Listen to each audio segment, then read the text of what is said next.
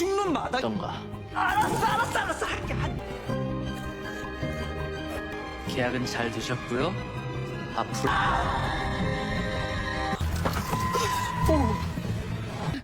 뭐 보고 그러는 거야? 뭐야 지금?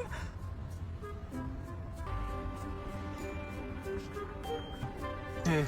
선혜 씨,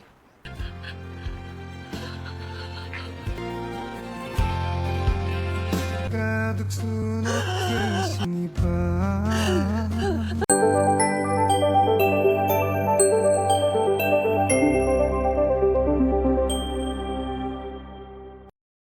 Awal cerita diperkenalkan seorang pegawai di sebuah perusahaan yang bernama No Mujin. Saat itu, ia tiba-tiba mengundurkan diri. Atasannya, Pak Cho mencoba menahannya, tetapi Mujin bersikeras tetap akan resign. Setelah resmi mengundurkan diri, Mujin menemui temannya yang bernama Jongmin. Mereka berencana menginvestasikan uang pesangon Mujin ke dalam mata uang kripto. Mujin sangat percaya bahwa rencana tersebut akan sukses. Namun sayangnya, Jongmin mengemudikan mobilnya dengan kecepatan tinggi hingga akhirnya mengalami kecelakaan dan meninggal dunia. Mujin sangat terpukul dan menyesali semua yang terjadi. Ia menangis karena seluruh rencananya gagal. Salah satu teman Mujin, yaitu Yeonchul, menjelaskan bahwa Jongmin keluar dari pekerjaannya demi fokus pada investasi kripto, tetapi akhirnya bisnisnya bangkrut. Hal itu membuat Mujin semakin frustrasi karena kini ia telah kehilangan segalanya. Mantan atasannya, Pak Cho, mencoba menguatkannya dengan memberi saran agar ia menjadi advokat buruh. Mengingat latar belakang pendidikannya di Fakultas Hukum, Yeonchul juga menyarankan bahwa dengan lisensi advokat, mungkin saja istri Mujin yang telah meninggalkannya bisa kembali. Namun, saran tersebut justru membuat Mujin semakin kesal. Setelah Yeonchul pergi, Pak Cho kembali mencoba menyemangatinya dengan menyentuh pahanya. Momen yang cukup janggal, namun berujung pada keputusan penting. Akhirnya, Mujin memutuskan untuk mengejar lisensi sebagai advokat buruh. Hari ujian pun tiba, dan tak lama kemudian ia menerima kabar bahwa dirinya lulus. Setelah itu, Mujin bertemu kembali dengan Yeonchul dan baru mengetahui bahwa Pak Cho ternyata terlibat dalam kasus pelecehan, dan korbannya adalah pegawai laki-laki. Meski begitu, Yeonchul tetap menyarankan agar Mujin membuka kantor hukumnya sendiri. Mujin menolak karena tidak punya dana, tetapi Yeonchul menyarankan agar ia mengajukan pinjaman bank karena tenaga profesional seperti dirinya biasanya mudah mendapatkannya. Menurutnya, itu adalah satu-satunya jalan. Mereka pun pulang dalam keadaan mabuk. Yeonchul secara tidak sengaja muntah di depan sebuah patung. Mujin kemudian membersihkan patung tersebut dan meminta maaf sambil meninggalkan kartu namanya di tangan patung itu. Kemudian kartu nama itu terbang melayang ke atas. Ini, Mujin telah membuka kantor advokat sendiri, dibantu oleh adik iparnya, Na Hee-ju. Ia juga memiliki kartu nama baru yang menandakan dirinya sebagai advokat buruh. Hee-ju adalah seorang konten kreator yang dengan terpaksa membantu Mujin. Suatu hari, Pak Cho menelepon Mujin untuk meminta bantuan hukum karena ia sedang terlibat kasus, tetapi tidak memiliki uang untuk menyewa pengacara. Mendengar itu, Hee-ju segera meminta Mujin menutup telepon. Ia lalu mengajak Mujin pergi bersamanya. Mereka mulai mempromosikan kantor baru milik Mujin sebagai advokat buruh.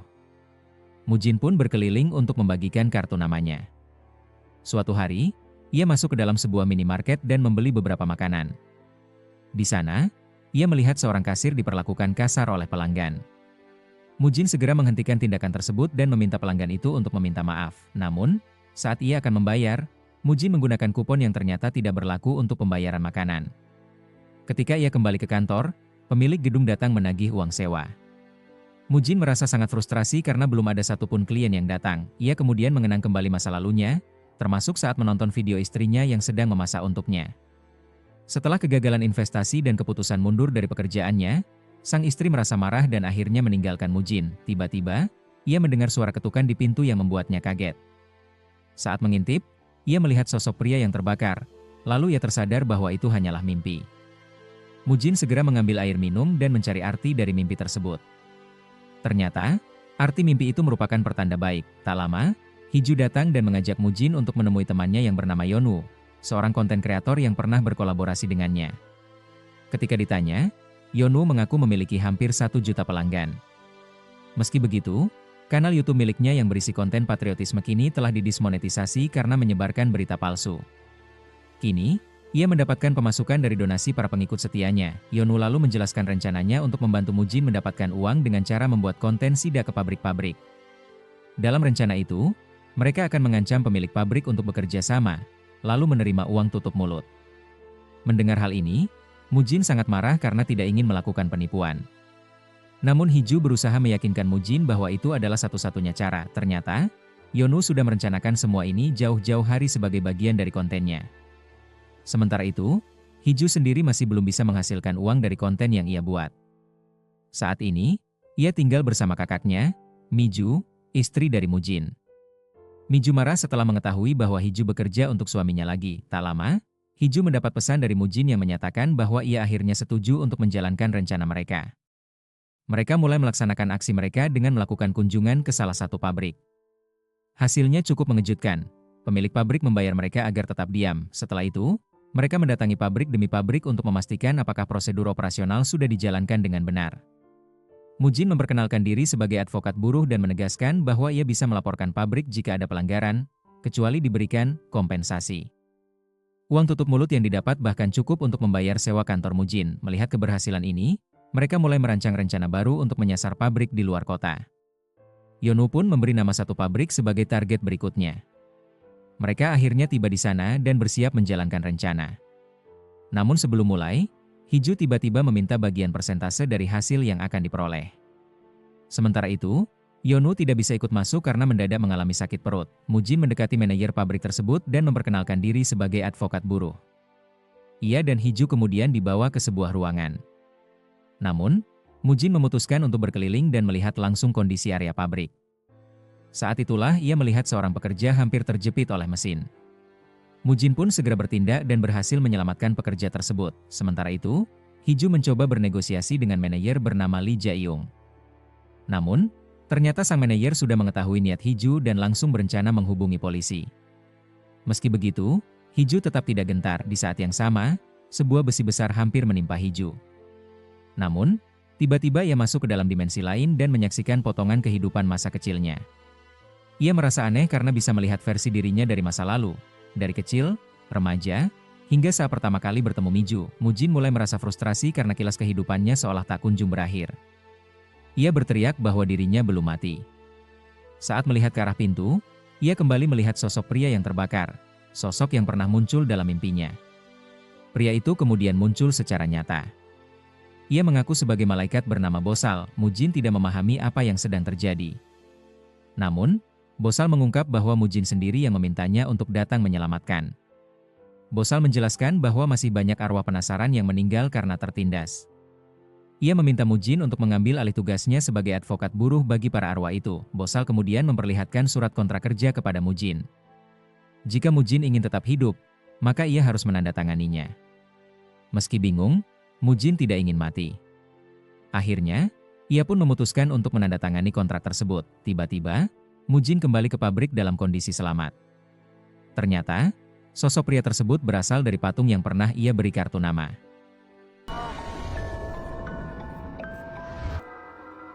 Setelah tersadar, Mujin masih bingung dengan apa yang terjadi. Ia tampak kacau dan bahkan tak sengaja mengompol. Yonu mempunyai ide agar mereka bisa menggunakan kecelakaan pabrik tadi untuk menekan pemilik pabrik agar membayar. Namun, Mujin tiba-tiba merasakan sesuatu yang aneh. Ia melihat seorang pria muda duduk di sampingnya, padahal Hiju tidak melihat siapapun. Mereka pun mengira Mujin sedang berhalusinasi. Akhirnya Mujin memeriksakan diri ke rumah sakit, namun dokter mengatakan bahwa kondisinya baik-baik saja.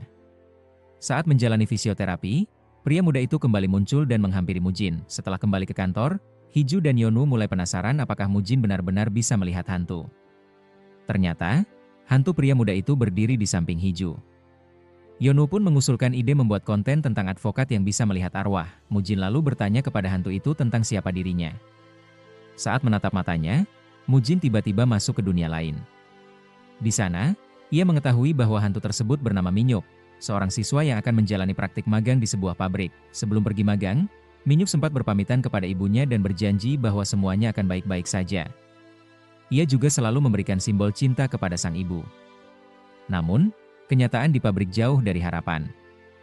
Ia harus tinggal di asrama pabrik dan sekamar dengan pekerja asing bernama Nimal. Meski sempat dijanjikan akan diangkat menjadi karyawan tetap, situasi di pabrik ternyata tidak seindah yang dibayangkan. Saat mulai bekerja, Minyuk hanya diberikan instruksi singkat oleh salah satu karyawan yang akan segera mengundurkan diri. ia hanya dibekali sebuah buku panduan sebagai pegangan. Minyuk pun mempelajari buku itu agar bisa mengoperasikan mesin-mesin di pabrik. Namun, dalam kenyataannya, ia justru mengalami tekanan kerja secara terus-menerus. Meski begitu, ia masih memiliki satu sahabat baik, yaitu teman sekamarnya, Nimal. Mereka saling bekerja sama dan saling membantu satu sama lain. Itulah sekilas gambaran kehidupan Minyuk sebelum ia meninggal dunia. Karena Mujin tidak juga sadar dari penglihatannya tentang masa lalu Minyuk, Yonu pun menamparnya berkali-kali. Awalnya Mujin tidak merasakan apapun, tetapi ketika ia akhirnya sadar, ia merasa sangat kesakitan karena ditampar Yonu. Setelah itu, mereka mulai menelusuri pabrik tempat Minyuk pernah bekerja. Ternyata, itu adalah pabrik yang sebelumnya pernah mereka datangi. Namun, sebelum kembali ke sana, Yonu mengajak Mujin dan Hiju untuk menemui seorang wartawan yang juga temannya, bernama Yeonjin. Kehadiran Yeonjin membuat Hiju merasa cemburu karena melihat kedekatan antara Yeonjin dan Yonu. Yeonjin menceritakan bahwa ia pernah meliput kasus kematian Minyuk, namun pihak sekolah menolak bekerja sama karena khawatir citra mereka akan tercemar. Yeonjin merasa bahwa pihak sekolah memang ingin menutupi kasus tersebut secara diam-diam. Menurut Yeonjin, buruknya fasilitas keamanan dan kelalaian manajemen pabrik bisa menjadi senjata yang kuat untuk membongkar kasus ini. Hiju menyebut bahwa Minyuk sempat mengoperasikan mesin di luar jam kerja, tetapi Yeonjin mengaku belum pernah mendengar hal tersebut. Ia menegaskan bahwa sebagai wartawan, tugasnya hanya meliput, bukan menyelidiki secara mendalam. Hal ini membuat Hiju kesal dan memutuskan untuk pergi, apalagi karena rasa cemburunya terhadap kedekatan Yonu dan Yeonjin. Kemudian, mereka mencoba menggali informasi dari pihak sekolah tempat Minyuk menempuh pendidikan. Namun, guru yang mereka temui justru berusaha menutupi kasus tersebut. Ia beranggapan bahwa semuanya telah diselesaikan secara damai. Mujin terus menekankan bahwa pabrik itu tidak memenuhi standar keselamatan kerja, tetapi sang guru menanggapinya dengan mengatakan bahwa setiap pekerjaan pasti memiliki risiko. Akhirnya, guru tersebut pun pergi meninggalkan mereka. Sementara itu, Yonu berhasil menghubungi ibu dari Minyuk.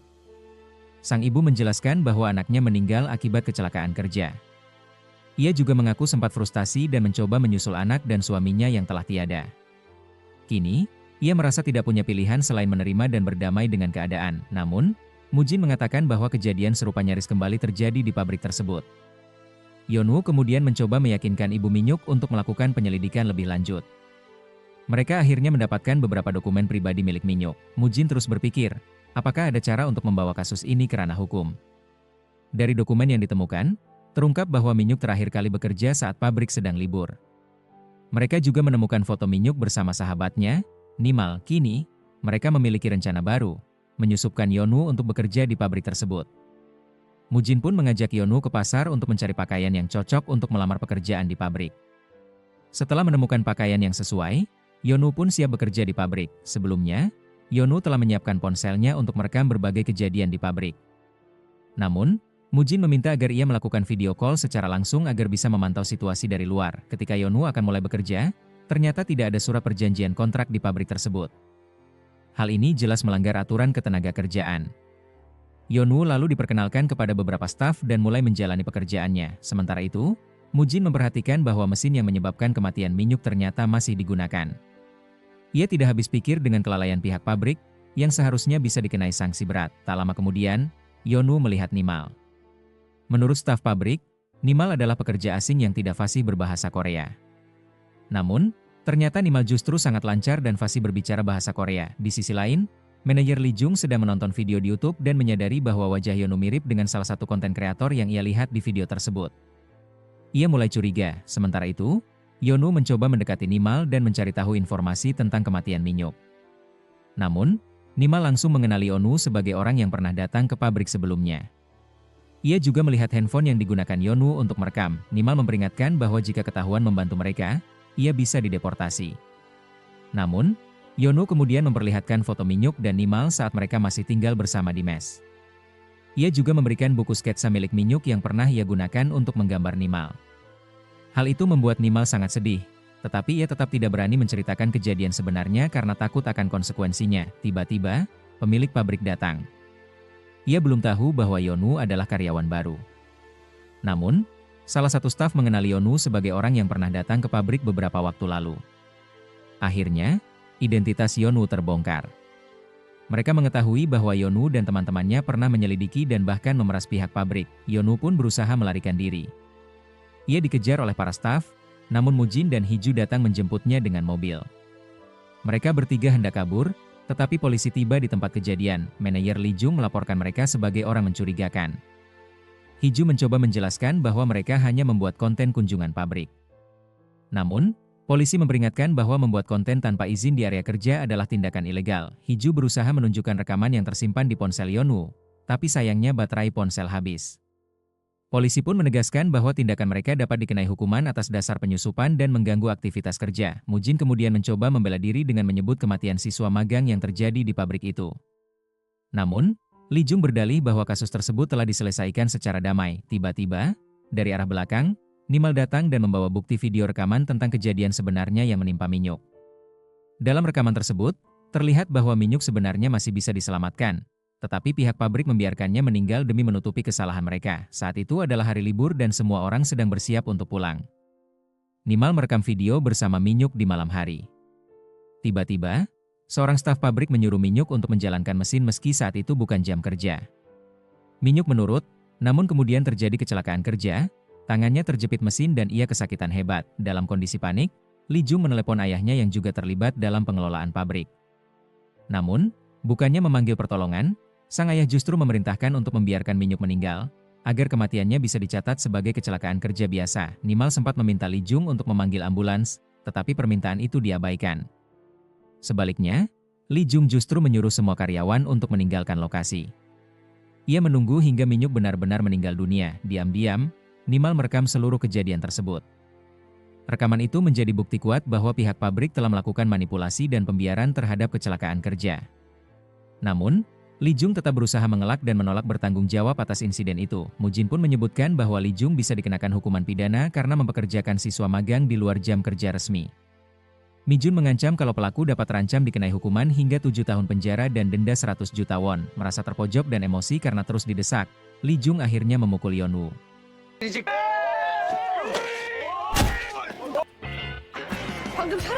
Aksi itu membuatnya langsung ditangkap oleh polisi. Dengan begitu, kebenaran tentang kematian Minyuk akhirnya berhasil diungkap. Mujin merasa sangat puas karena berhasil menyelesaikan kasus tersebut dan menegakkan keadilan. Saat Mujin mampir ke minimarket, ia melihat bahwa kasir di sana juga diperlakukan tidak adil. Gajinya belum dibayarkan. Mujin pun menawarkan bantuan hukum untuk menuntut hak si kasir dan mencairkan tunggakan gaji yang belum dibayar. Namun kasir itu menolak. Setelah itu, Mujin, Hiju, dan Yeonwoo berencana mengunjungi orang tua Minyuk.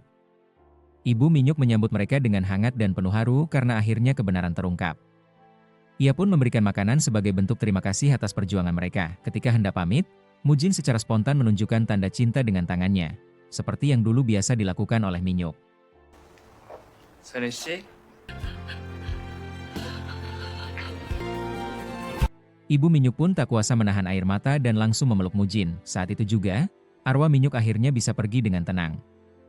Mujin merasa sangat puas karena telah menyelesaikan tugasnya sebagai advokat para buruh. Dalam perjalanan pulang, Yeonwoo bertanya kepada Mujin apakah ia masih bisa melihat hantu. Tiba-tiba, tiang listrik di depan mereka meledak dan terlihat mengeluarkan percikan api. Apakah ini pertanda bahwa tugas Mujin sebagai advokat arwah belum sepenuhnya selesai? Mujin kembali ke alam lain dan kembali bertemu dengan Bosal. Ia pun bertanya apa yang sebenarnya terjadi. Bosal lalu menjelaskan tentang kontrak kerja yang pernah mereka tanda tangani. Ternyata, dalam kontrak tersebut, Mujin harus menjalani pekerjaannya selama 6 bulan. Jika ia tidak melakukannya, maka nyawanya menjadi taruhannya. Tentu saja Mujin tidak memiliki pilihan lain selain menjalankan tugas tersebut. Hal ini sempat memicu perdebatan antara mereka. Namun pada akhirnya Bosal menghilang begitu saja, membuat Mujin sangat kesal. Mujin pun terbangun dari ketidaksadarannya dan mendapati dirinya berada di rumah sakit. Namun, dokter menyatakan bahwa kondisi tubuhnya sepenuhnya normal. Ia kemudian menceritakan kepada Hiju tentang kontrak kerja selama 6 bulan yang telah ia tanda tangani. Setelah itu, Mujin mulai mencari roh berikutnya yang harus ia bantu. Hiju pun menyarankan Mujin untuk menenangkan diri di sauna. Sementara itu, Hiju tampak cemburu ketika Yeonwoo mendapat pesan dari Yeonjin. Tiba-tiba, dari arah belakang muncul kakak Hiju, yakni Miju, yang mengejutkan mereka. Miju juga memperingatkan Yeonwoo agar tidak membuang waktunya bersama Hiju. Tak lama kemudian, Miju sadar bahwa jaket kesayangannya dipakai Hiju tanpa izin. Ia pun marah dan meminta Hiju melepaskan jaket tersebut. Akhirnya, mereka bertiga makan bersama, meskipun Miju dan Hiju masih terlihat tidak akur. Yunwo, yang duduk di antara mereka, hanya bisa menyaksikan pertengkaran kakak beradik itu. Setelah selesai makan, mereka bertiga tampak mabuk. Di tengah percakapan, Hiju sempat membahas tentang kemungkinan hubungan antara Mujin dan Miju akan kembali berbaikan. Namun Miju menolak hal tersebut, Yunwo kemudian mengantar mereka pulang. Sementara itu, saat Mujin terbangun dari tidurnya, ia melihat seorang wanita yang ternyata adalah hantu. Mujin langsung panik dan berusaha kabur, namun hantu tersebut terus mengikutinya. Akhirnya, Mujin memutuskan kembali ke kantor. Ia merasa sedang diikuti seseorang. Setelah masuk, ia menyalakan seluruh lampu dan berbaring. Dari arah belakang, hantu wanita itu muncul dan duduk di belakangnya. Mujin ketakutan dan memohon agar hantu itu tidak mengganggunya. Ternyata, hantu tersebut adalah seorang perawat bernama Unyong. Keesokan harinya, Hiju datang ke kantor dan menyapa Mujin. Ia masih kesal pada kakaknya dan berniat membalas dendam. Tanpa disadari, Mujin telah dirasuki oleh roh Unyong, yang juga menyimpan dendam. Ia pun meminta Hiju menemaninya ke rumah sakit. Dalam perjalanan, Mujin tampak kesakitan. Sesampainya di rumah sakit, Hiju langsung menggendongnya untuk menjalani pemeriksaan. Dr. Park yang sebelumnya juga pernah memeriksa Mujin setelah insiden kesetrum, kini kembali menangani kasusnya. Tiba-tiba, Mujin yang dirasuki oleh Unyong, mengamuk dan memarahi Dr. Park. Ia menuduh bahwa semua kesalahan berasal dari dokter tersebut. Hiju pun panik dan khawatir Mujin akan melakukan hal yang membahayakan. Tak lama, Yunwo datang ke rumah sakit untuk mengetahui kondisi Mujin. Ia menceritakan semua kegilaan yang dilakukan kakak iparnya. Namun tiba-tiba, Hiju menyadari bahwa Mujin menghilang. Ternyata, Mujin sedang mengikuti Dr. Park dan bahkan sempat menamparnya. Mujin meluapkan semua emosi yang dimiliki oleh roh Unyong saat masih hidup. Ia juga mengatakan bahwa dirinya hanya mengikuti perintah dari Dr. Park. Dr. Park mulai menyadari kalau semua perkataan Mujin mirip dengan apa yang terjadi pada Unyong. Tak lama kemudian, Mujin memukul Dr. Park hingga membuat dokter itu tak berdaya. Yunwo dan Hiju segera datang untuk melerai mereka. Akibat insiden tersebut, Mujin dilarang datang kembali ke rumah sakit dan diusir. Namun, Mujin tidak sepenuhnya menyadari apa yang sebenarnya terjadi karena saat itu ia sedang dirasuki roh Unyong. Ketika Mujin berbalik, ia melihat perawat Unyong terjatuh dari lantai atas dengan luka di kepala. Sementara Dr. Park terlihat ketakutan. Sesampainya di kantor, Hiju terus mengomel dan menegur Mujin atas kejadian tersebut. Ia khawatir jika suatu saat Mujin kehilangan kendali dan membakar rumah sakit. Sementara itu, Yunwo menelusuri latar belakang perawat Unyong. Ia hanya menemukan sebuah artikel yang menyebutkan tentang seorang perawat yang meninggal karena jatuh dari gedung. Yunwo kemudian membawa Mujin dan Hiju pergi menemui seorang dukun. Mereka ingin mengetahui apa yang sebenarnya sedang terjadi pada Mujin. Saat dukun itu menatap Mujin, ia langsung terkejut dan mengatakan bahwa Mujin sedang dijaga oleh sosok jenderal tertinggi. Mujin menduga bahwa yang dimaksud adalah Bosal. Dukun itu pun mengatakan bahwa jenderal tersebut akan selalu melindungi Mujin. Namun, ketika dukun menyuruh Mujin membeli jimat, Mujin merasa kesal dan pergi begitu saja. Mereka lalu mencoba mendatangi gereja dan meminta pastor untuk melakukan pengusiran setan. Namun, pastor justru merasa tersinggung dan meminta mereka untuk tidak bercanda. Tak putus asa, mereka pergi ke kuil, tetapi sang biksu hanya menyarankan mereka bertiga untuk berdoa bersama dan bersujud. Hal ini membuat Mujin semakin frustasi karena ia merasa sudah terlalu lelah menghadapi semua ini. Akhirnya, mereka pergi dengan langkah lemas. Sesampainya di depan kantor, Mujin menyuruh Hiju dan Yunwo untuk segera pulang. Setelah mereka pergi, Mujin masih duduk lemas di depan minimarket. Tak lama kemudian, Yonje datang menghampiri, membuat Mujin kaget. Yonje mulai bertanya-tanya apakah Mujin benar-benar seorang advokat roh. Mujin pun menjawab dengan bangga bahwa itu benar. Meskipun ia heran kenapa Yonje tiba-tiba menanyakan hal tersebut. Setelah itu, Mujin memutuskan untuk kembali ke kantornya. Namun, sesampainya di dalam, ia melihat hantu Unyong yang kembali muncul dan perlahan mendekatinya. Tentu saja Mujin merasa ketakutan.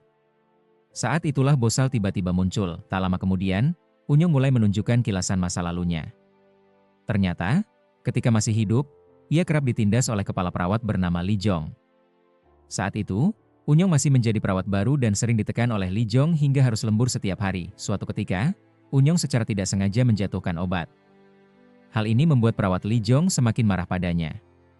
Beruntung, ada perawat lain bernama Sion yang mencoba menenangkan situasi. Sementara itu, tanpa sepengetahuan Mujin, Yunwo sebelumnya telah memasang kamera tersembunyi di alat pembersih kantor, sehingga ia dan Hiju dapat memantau kondisi Mujin dari kejauhan. Kini, Bosal meminta Mujin untuk menyelidiki lebih dalam apa yang sebenarnya terjadi pada perawat Unyong. Di masa lalu, diceritakan bahwa saat Dr. Park sedang menangani pasien, ia meminta Unyong memberikan obat tertentu. Namun, Unyong mencoba memperingatkan Dr. Park agar memeriksa hasil laboratorium terlebih dahulu sebelum memberikan obat tersebut. Namun Dr. Park tersinggung karena Unyong berani mengaturnya dan memintanya untuk tetap melaksanakan perintahnya. Di sisi lain, Unyong curhat kepada sahabatnya, Sion, bahwa ia merasa sudah tidak sanggup dan ingin berhenti dari pekerjaannya. Namun, Sion berusaha menguatkan dan meyakinkan Unyong untuk tetap bertahan. Tiba-tiba, perawat Liong datang. Ternyata, Unyong sebelumnya berusaha melaporkan perawat Liong dengan membuat laporan perundungan di tempat kerja. Namun, laporan itu diketahui oleh Liong hingga membuatnya murka. Saat mereka sedang berselisih, laporan tersebut terjatuh dan masuk ke bawah lemari. Belum sempat mengambilnya, mereka harus menangani pasien darurat, pasien yang sebelumnya diberikan obat oleh Unyong atas perintah Dr. Park. Namun kini, Dr. Park justru membalikan fakta dan menyalahkan Unyong atas kondisi pasien tersebut. Padahal, Unyong sudah mengingatkan serta menunjukkan hasil laboratorium sebelumnya. Tetapi Dr. Park tetap bersikeras menyuruhnya memberikan obat. Perawat Liong juga tidak peduli dengan penjelasan Unyong dan terus menyalahkannya, hingga membuat Unyong sangat frustrasi. Di sisi lain, dokter senior memperingatkan Dr. Park bahwa untuk segera membereskan hal tersebut karena jika dibiarkan berlarut, maka nama baik rumah sakit yang akan dikorbankan. Tekanan demi tekanan membuat Unyong semakin terpuruk, hingga akhirnya ia memutuskan mengakhiri hidupnya dengan melompat dari atap gedung rumah sakit. Setelah melihat semua itu, Mujin merasakan emosi yang sangat dalam. Tiba-tiba, ia kembali berada di alam lain dan bertemu lagi dengan Bosal. Mujin yang terlihat marah menyalahkan Bosal karena terus dirasuki oleh roh Unyong. Namun kali ini, Bosal berjanji akan menjaga Unyong, asalkan Mujin menyelesaikan kasus tersebut. Mujin pun makin kesal karena merasa tidak diberi panduan apapun, lalu kembali ke dunia nyata. Ia kini mengetahui apa yang sebenarnya terjadi pada perawat Unyong. Dari pesan Hiju, ia mengetahui bahwa akun media sosial Unyong tidak pernah lagi mengunggah foto sejak mulai bekerja sebagai perawat. Mujin pun terus berusaha mencari bukti kuat untuk menjerat rumah sakit atas kematian Unyong. Namun, karena kematian Unyong dianggap sebagai bunuh diri, kasus tersebut tidak bisa digolongkan sebagai kecelakaan kerja. Hiju kemudian menghubungi adik Unyong dan mereka sepakat untuk bertemu dengan kedua orang tuanya. Karena jam kerja telah usai, mereka memutuskan untuk pulang. Saat Mujin mencoba menahan Hiju dan Yunwo, Hiju malah meledeknya kenapa tidak pulang saja ke rumah. Hal itu membuat Mujin kesal, dan akhirnya ia memutuskan pulang ke rumah yang sudah lama ia tinggalkan. Sementara itu, istrinya, Miju, terlihat sedang bersantai bersama anjing mereka. Karena kini Hiju tinggal bersama kakaknya, ia pun mulai penasaran terhadap perasaan Miju pada Mujin. Miju mengakui bahwa ia sempat merindukan Mujin saat ia pergi, tapi merasa frustrasi ketika Mujin kembali. Mujin akhirnya bertemu dengan orang tua Unyong. Mereka menceritakan bahwa selama ini harus berjuang sendirian. Beberapa pengacara yang pernah mereka sewa memilih mundur. Bahkan pengacara terakhir yang dianggap kompeten pun akhirnya menyerah karena tidak memiliki cukup bukti. Kini, Hiju tetap berada di rumah sakit untuk mencoba mengangkat kembali isu kematian Unyong. Hal ini membuat sejumlah perawat merasa tidak nyaman. Setelah kematian Unyong, sikap perawat Liong pun berubah. Perawat Sion lalu mengatakan bahwa ada seseorang yang mencoba membuka kembali kasus tersebut, dan hal itu membuat banyak orang panik. Tak hanya itu, kini Liong juga mulai dikucilkan. Ia ternyata tahu bahwa Unyong tidak bersalah, namun memilih diam karena diperintahkan oleh Dr. Park.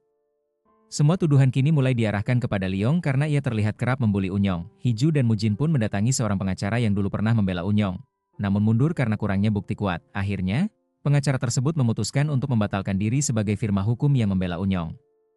Saat mereka keluar dari kantor, Hiju justru salah fokus dengan jam tangan yang dikenakan oleh pengacara itu. Selanjutnya, mereka mendatangi kantor polisi untuk menyelidiki lebih lanjut kematian Unyong Yong. Namun, polisi menyatakan bahwa mereka tidak menemukan bukti apapun yang mendukung dugaan adanya kejanggalan. Polisi bahkan tidak mendengar adanya laporan perundungan di tempat kerja. Ia justru menduga bahwa Unyong mengakhiri hidupnya karena permasalahan pribadi dengan pacarnya. Setelah itu, Mujin dan Hiju pergi ke minimarket untuk membeli makanan. Saat membayar di kasir, Mujin kembali melihat Yeonjae bekerja di sana. Ia merasa heran karena Yeonjae tampaknya tidak pernah libur. Mujin pun menawarkan bantuan jika Yeonjae membutuhkan sesuatu. Kembali ke kantor, Yunwo menunjukkan kacamata barunya yang memiliki kamera tersembunyi. Namun, Hiju tampak frustrasi karena mereka belum menemukan bukti apapun. Yunwo meyakinkan bahwa jika rumah sakit menutupi kebenaran, mereka bisa membongkarnya dari dalam. Saat Mujin meminta Hiju memfotokopi beberapa dokumen, ia tiba-tiba teringat sesuatu ketika melihat kertas yang terselip di bawah lemari. Mujin menduga itu adalah surat laporan perundungan yang pernah ditulis Unyong. Kini mereka menyusun rencana baru.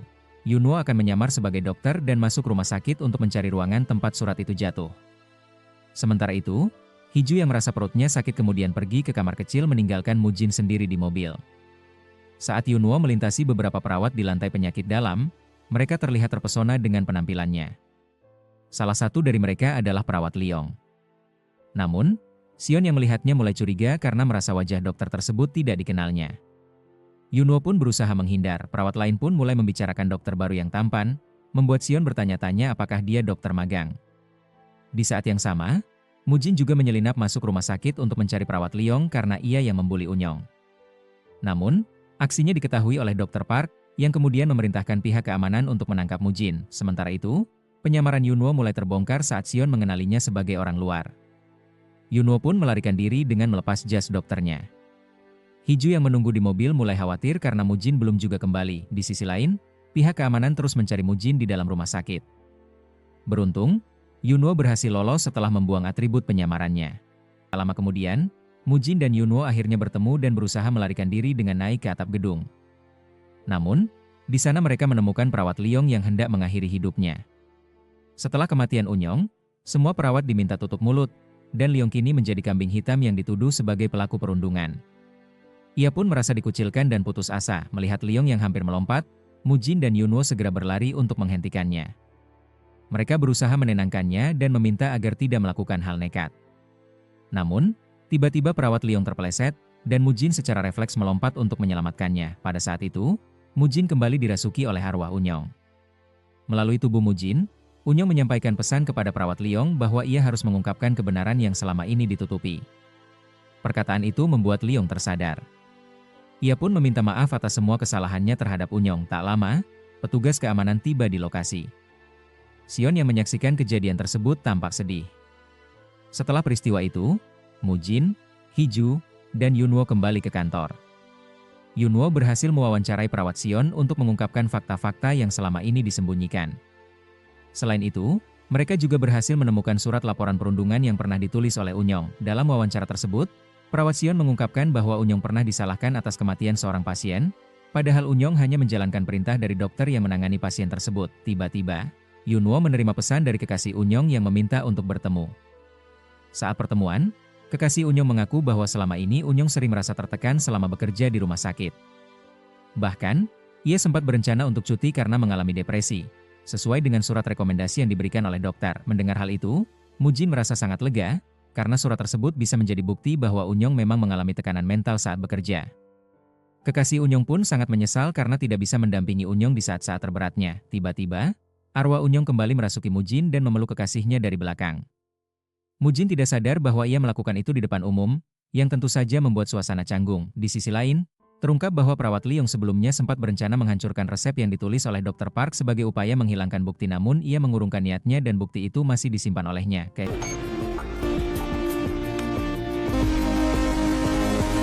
Keesokan harinya, Mujin terlihat berlari menaiki tangga. Ternyata, ia sedang memainkan sebuah game yang bisa menghasilkan uang. Saat kembali ke kantor, mereka menemukan sebuah amplop coklat di depan pintu.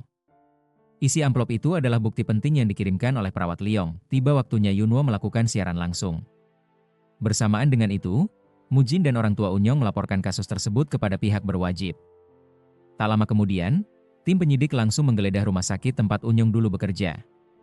Semua data dan dokumen penting disita untuk diperiksa lebih lanjut. Dr. Park mulai panik dan gelisah karena tahu semua kejahatannya akan segera terbongkar. Kasus ini pun menjadi sorotan media.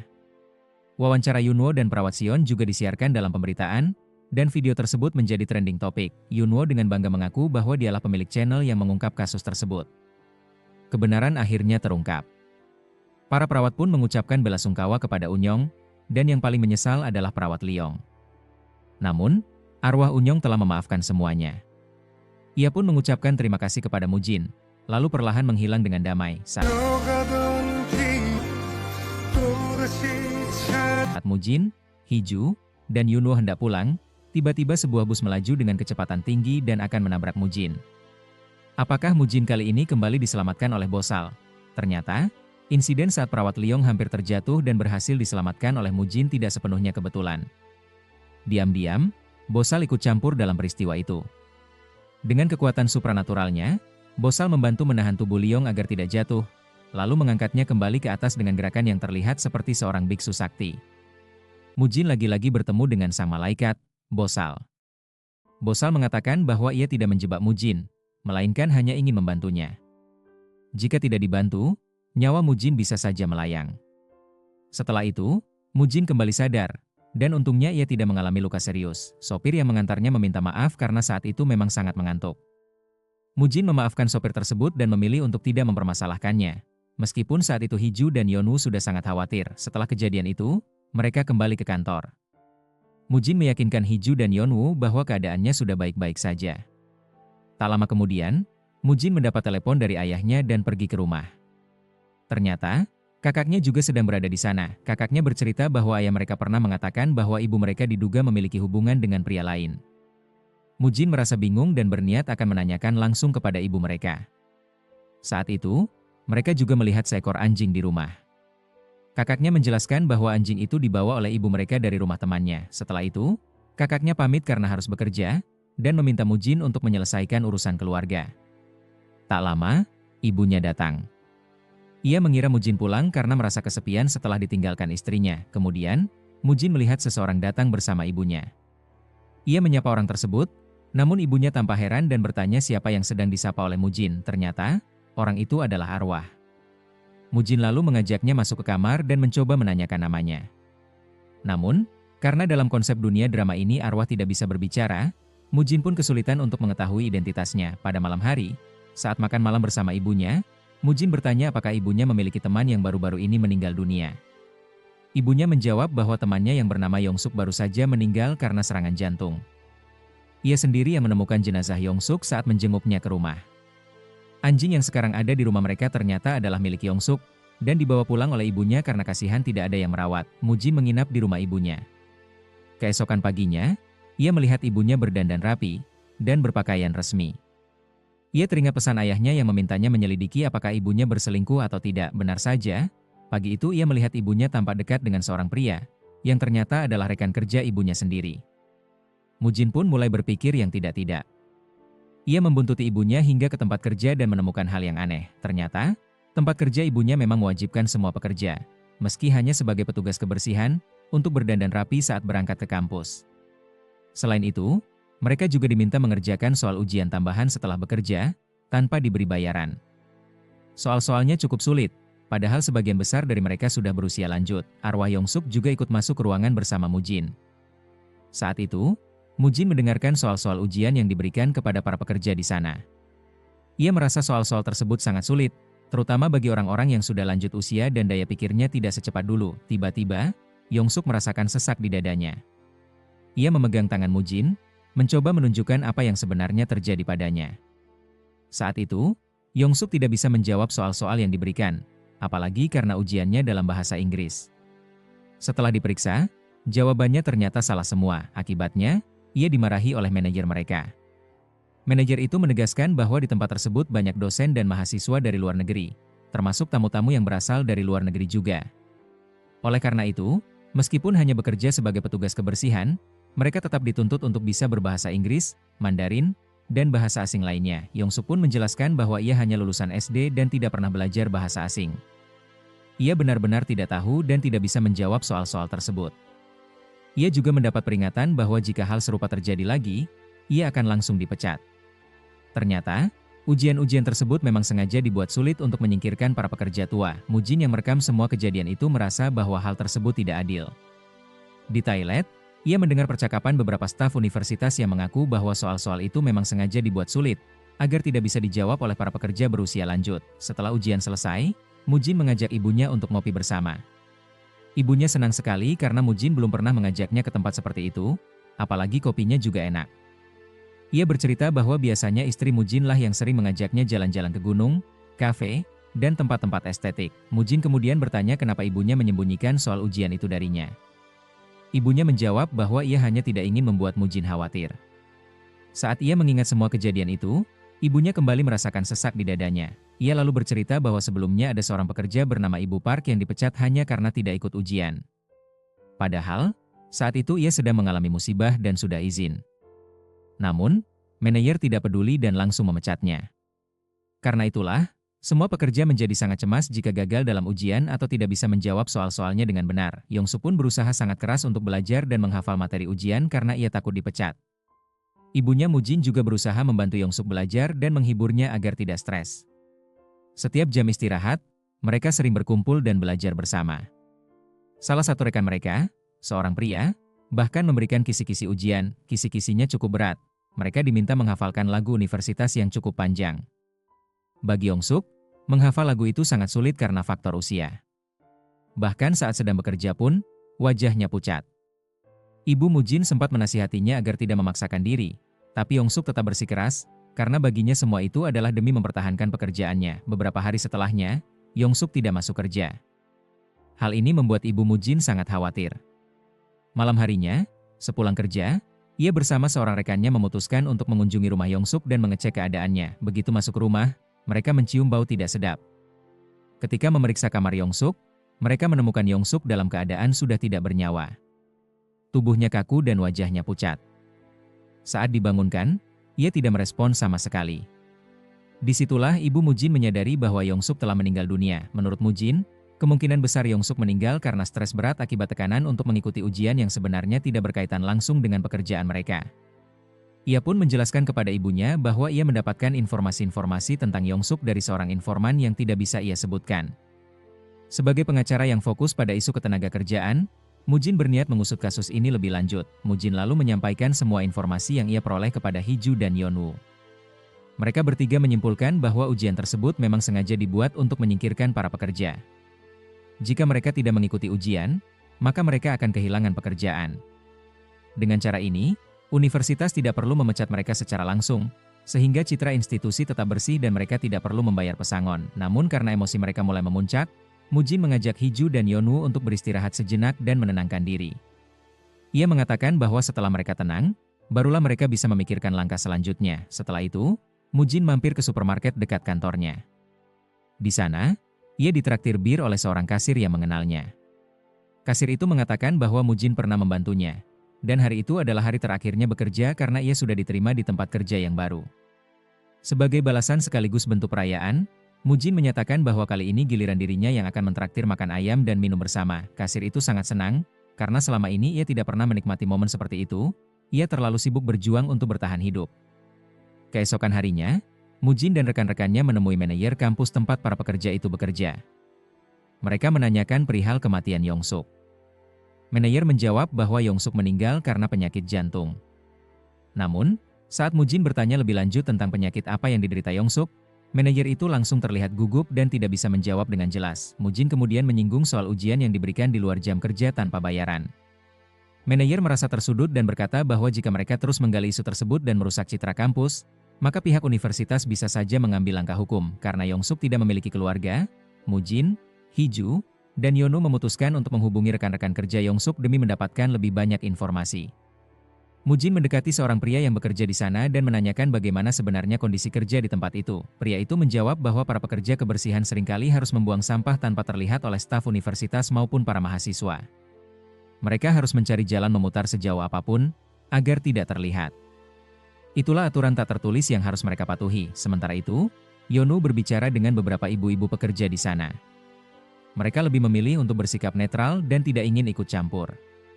Mereka mengatakan bahwa banyak dari mereka memang memiliki penyakit jantung, dan menganggap hal itu sebagai bagian dari faktor usia. Hiju juga berbicara dengan kelompok ibu-ibu lainnya dan menanyakan alasan mereka tidak makan di kantin.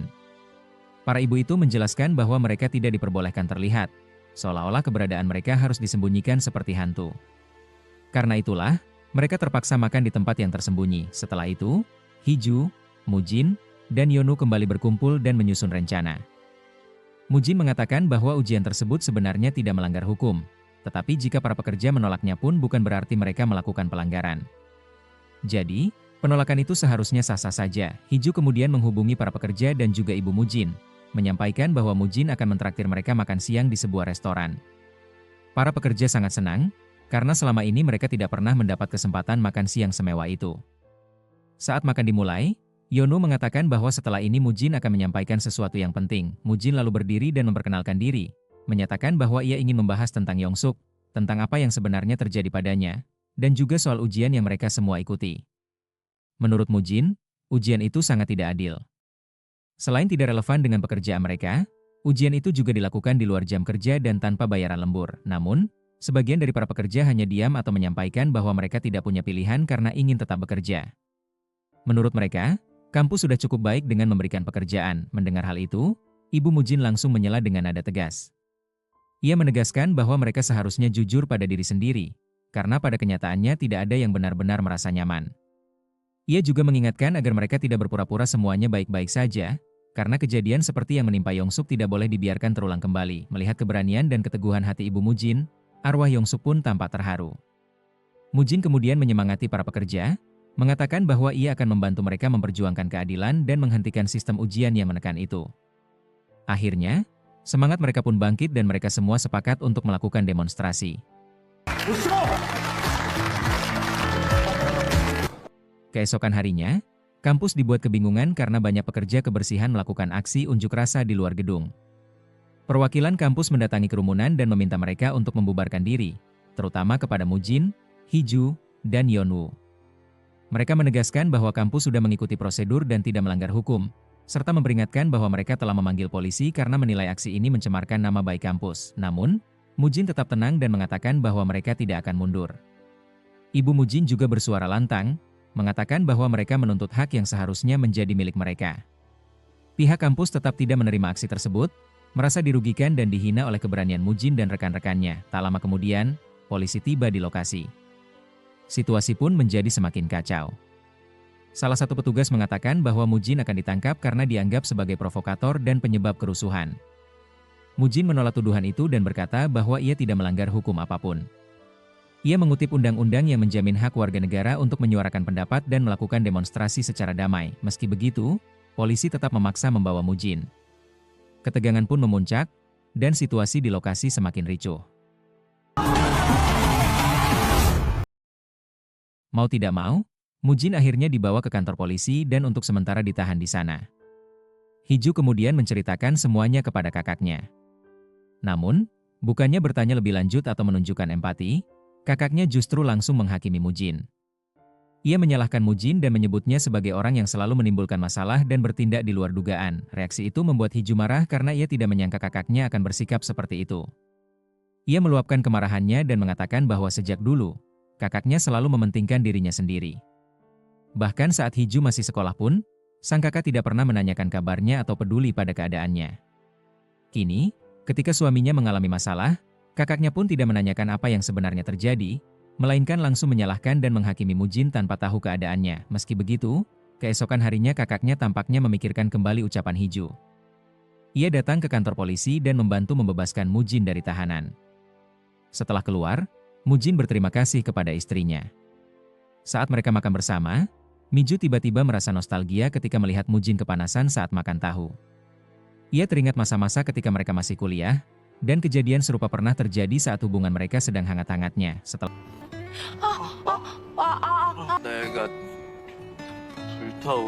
makan, Mujin membelikan Miju es krim kesukaannya.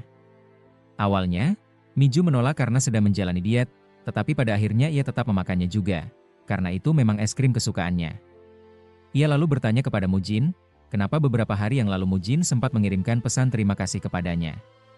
Mujin menjelaskan bahwa itu karena Miju sudah memperlakukan ibunya dengan sangat baik, meskipun saat itu hubungan mereka sedang tidak terlalu dekat. Mujin kemudian mengajak istrinya untuk kembali tinggal bersama. Jika Miju belum siap untuk tinggal serumah, Mujin bersedia tidur di kantor saja. Namun, Miju tidak menjawab ajakan itu. Malah, saat Mujin meminta Miju mengirimkan foto atau video karena ia rindu, Miju hanya tersenyum malu dan berkata bahwa ia ada sidang hari ini, lalu pamit pergi. Sementara itu, para pekerja kebersihan di Universitas Hancock diminta untuk menghentikan aksi protes mereka. Mujin datang dan menanyakan apa yang sedang terjadi. Para pekerja lalu menceritakan semuanya. Beberapa dari mereka mengusulkan untuk mogok kerja, Tetapi Mujin mengingatkan bahwa mereka tidak bisa sembarangan melakukan itu. Apalagi karena mereka belum memiliki serikat pekerja. Salah satu dari mereka lalu mengusulkan untuk membentuk serikat pekerja, dan semua pun menyetujui ide tersebut. Mujin memandu mereka dalam proses pembentukannya, termasuk mengadakan pemilihan ketua serikat. Setelah melalui pemilihan, yang terpilih sebagai ketua serikat adalah Pak Oh. Setelah serikat terbentuk, mereka pun menemui staf universitas untuk berdiskusi. Namun, pertemuan tersebut belum menghasilkan solusi apapun. Akhirnya, mereka memutuskan untuk kembali melakukan aksi demonstrasi. Kali ini, aksi tersebut dilakukan secara resmi karena telah diwakili oleh serikat pekerja. Sayangnya, sebagian besar mahasiswa di sana tidak peduli terhadap aksi para pekerja kebersihan, bahkan menganggap demo tersebut tidak berguna. Beberapa mahasiswa masih dengan santainya membuang sampah sembarangan, seolah-olah tidak ada nilai etika atau rasa hormat sama sekali terhadap perjuangan para pekerja. Namun, Mujin dan serikat pekerja tidak menyerah begitu saja. Mereka justru semakin bersemangat hingga akhirnya bertemu dengan sekelompok mahasiswa yang mengaku sebagai perwakilan kampus. Para mahasiswa itu menyampaikan bahwa mereka tidak menyukai aksi protes yang sedang dilakukan karena saat itu mereka sedang bersiap menghadapi ujian. Mereka meminta agar serikat pekerja menghentikan aksinya, dan mengancam bahwa jika tuntutan itu tidak dipenuhi, mereka akan membawa masalah ini ke jalur hukum. Beberapa dari mereka bahkan menyebut diri sebagai mahasiswa Fakultas Hukum. Mendengar hal itu, Hiju menyindir bahwa jika para mahasiswa tersebut sudah lulus nanti, mereka kemungkinan besar akan bersikap seperti para pejabat kampus yang sekarang. Namun, komentar itu tidak dihiraukan. Salah satu mahasiswa dengan nada tinggi mengatakan bahwa uang kuliah yang mereka bayarkan juga digunakan untuk menggaji para petugas kebersihan. Jadi mereka merasa tidak peduli terhadap aksi protes tersebut. Dengan angkuhnya, mereka kembali menegaskan bahwa mereka siap membawa masalah ini ke ranah hukum jika aksi terus berlanjut. Pernyataan itu membuat sebagian anggota serikat pekerja mulai merasa ragu. Namun, di antara mereka masih ada yang menyemangati agar tidak menyerah. Akhirnya, mereka memutuskan untuk tetap melanjutkan aksi karena mereka yakin bahwa tidak semua mahasiswa memahami apa yang sebenarnya sedang terjadi. Semangat mereka tetap sama, memperjuangkan keadilan dan menolak perlakuan tidak manusiawi. Mujin lalu mengusulkan agar mereka mengubah pendekatan. Ia menyarankan untuk menyampaikan cerita dari sudut pandang seseorang, agar lebih menyentuh. Saat itu, arwah Yongsuk menawarkan kisah hidupnya sebagai bahan. Ia menuliskannya dalam sebuah kertas, menceritakan bagaimana dulu ia merasa nyaman bekerja di kampus itu. Menurutnya, mahasiswa dulu juga ramah dan menghargai keberadaan para petugas kebersihan. Namun semua berubah sejak diberlakukannya aturan mengenai ujian yang bisa mengancam pekerjaan mereka. Padahal, selama ini mereka sudah bekerja sepenuh hati untuk menjaga kebersihan kampus agar para mahasiswa bisa belajar dengan nyaman. Pada hari itu, Ibu Mujin sempat menggunakan kamar kecil kampus, namun langsung dimarahi oleh manajer. Ia mengatakan bahwa karena para petugas sedang melakukan protes dan tidak bekerja, mereka tidak berhak menggunakan fasilitas kampus. Ia juga memperingatkan Ibu Mujin bahwa jika Mujin terus melanjutkan aksinya, maka ia bisa dituntut secara hukum. Cerita dari arwah Yongsuk kemudian disampaikan dan ditempelkan di papan informasi. Namun sayangnya, tulisan itu justru dipenuhi komentar dari mahasiswa yang sebagian besar bernada merendahkan. Mereka mengatakan bahwa aksi protes yang dilakukan para petugas kebersihan sia-sia belaka. Beberapa komentar bahkan terdengar sangat pedas dan menyakitkan. Hal ini membuat para pekerja kebersihan kembali bimbang. Mereka berkumpul dan bertanya kepada Pak Oh, sang ketua serikat, apakah mereka masih harus melanjutkan aksi atau menyerah karena sepertinya perjuangan ini semakin sulit. Di tengah kebimbangan itu, mereka juga mendapat pemberitahuan bahwa keesokan harinya mereka diminta untuk mengikuti ujian kembali. Ibu Mujin dengan berat hati mengatakan bahwa mungkin mereka memang harus mengikuti ujian itu lagi karena tidak ada jalan untuk menang melawan kampus. Ia juga menyampaikan kekhawatirannya bahwa Mujin bisa saja kembali dituntut atau bahkan ditahan lagi oleh polisi. Namun, Mujin menegaskan kepada ibunya bahwa mereka tidak boleh menyerah. Mereka harus tetap melawan dan melanjutkan aksi protes ini demi keadilan bagi semua pekerja. Tiba-tiba, muncul 3 orang mahasiswa yang datang memberikan dukungan terhadap aksi protes para petugas kebersihan. Ketiganya mengaku telah mengetahui fakta-fakta sebenarnya yang terjadi di balik perlakuan kampus terhadap para pekerja. Dukungan ini membuat semangat Ibu Mujin kembali bangkit. Mereka pun bertekad untuk tetap melanjutkan aksi protes demi memperjuangkan hak-hak mereka sebagai pekerja. Melihat momentum itu, Yunwo mendapat sebuah ide. Ia mengusulkan agar pada ujian esok hari dilakukan siaran langsung agar seluruh mahasiswa bisa melihat sendiri ketidakadilan yang terjadi. Untuk melaksanakan rencana tersebut, mereka meminta bantuan Ibu Mujin agar memakai kacamata khusus yang dilengkapi kamera tersembunyi. Keesokan harinya, rencana itu dijalankan. Ibu Mujin mengenakan kacamata berkamera, dan siaran langsung pun dimulai. seluruh mahasiswa kampus dapat menyaksikan langsung jalannya ujian yang diberikan kepada para petugas kebersihan. Pertanyaan-pertanyaan yang diajukan sangat tidak masuk akal dan jelas dibuat agar para pekerja tidak mampu menjawab. Bahkan, beberapa mahasiswa yang ikut menonton siaran mengakui bahwa mereka sendiri pun tidak sanggup menjawab pertanyaan-pertanyaan tersebut. Dalam siaran itu juga terlihat bagaimana salah satu peserta mendapat nilai rendah, hanya sekitar 25 poin, dan langsung dimarahi oleh sang manajer. Aksi marah-marah tersebut terekam dalam siaran langsung, dan Ibu Mujin pun berusaha mendekat agar tangkapan gambar menjadi lebih jelas. Salah satu staf di ruangan itu kemudian menyadari bahwa sedang ada live streaming, dan segera memberitahu si manajer. Manajer tersebut langsung panik dan marah besar. Ia mulai menanyakan siapa yang membawa ponsel dan merekam semua yang terjadi. Di saat yang sama, rektor kampus juga mendapatkan telepon dari pimpinannya, yang memerintahkan agar siaran langsung itu segera dihentikan. Kepanikan pun terjadi di berbagai pihak kampus karena rekaman tersebut sudah tersebar luas secara online. Sementara itu, Yeonwoo dan Hee-ju memutuskan untuk langsung masuk ke ruang ujian. Mereka terdorong oleh komentar netizen yang menjanjikan hadiah $100 jika mereka berani masuk dan menyiarkan langsung kondisi di dalam ruangan.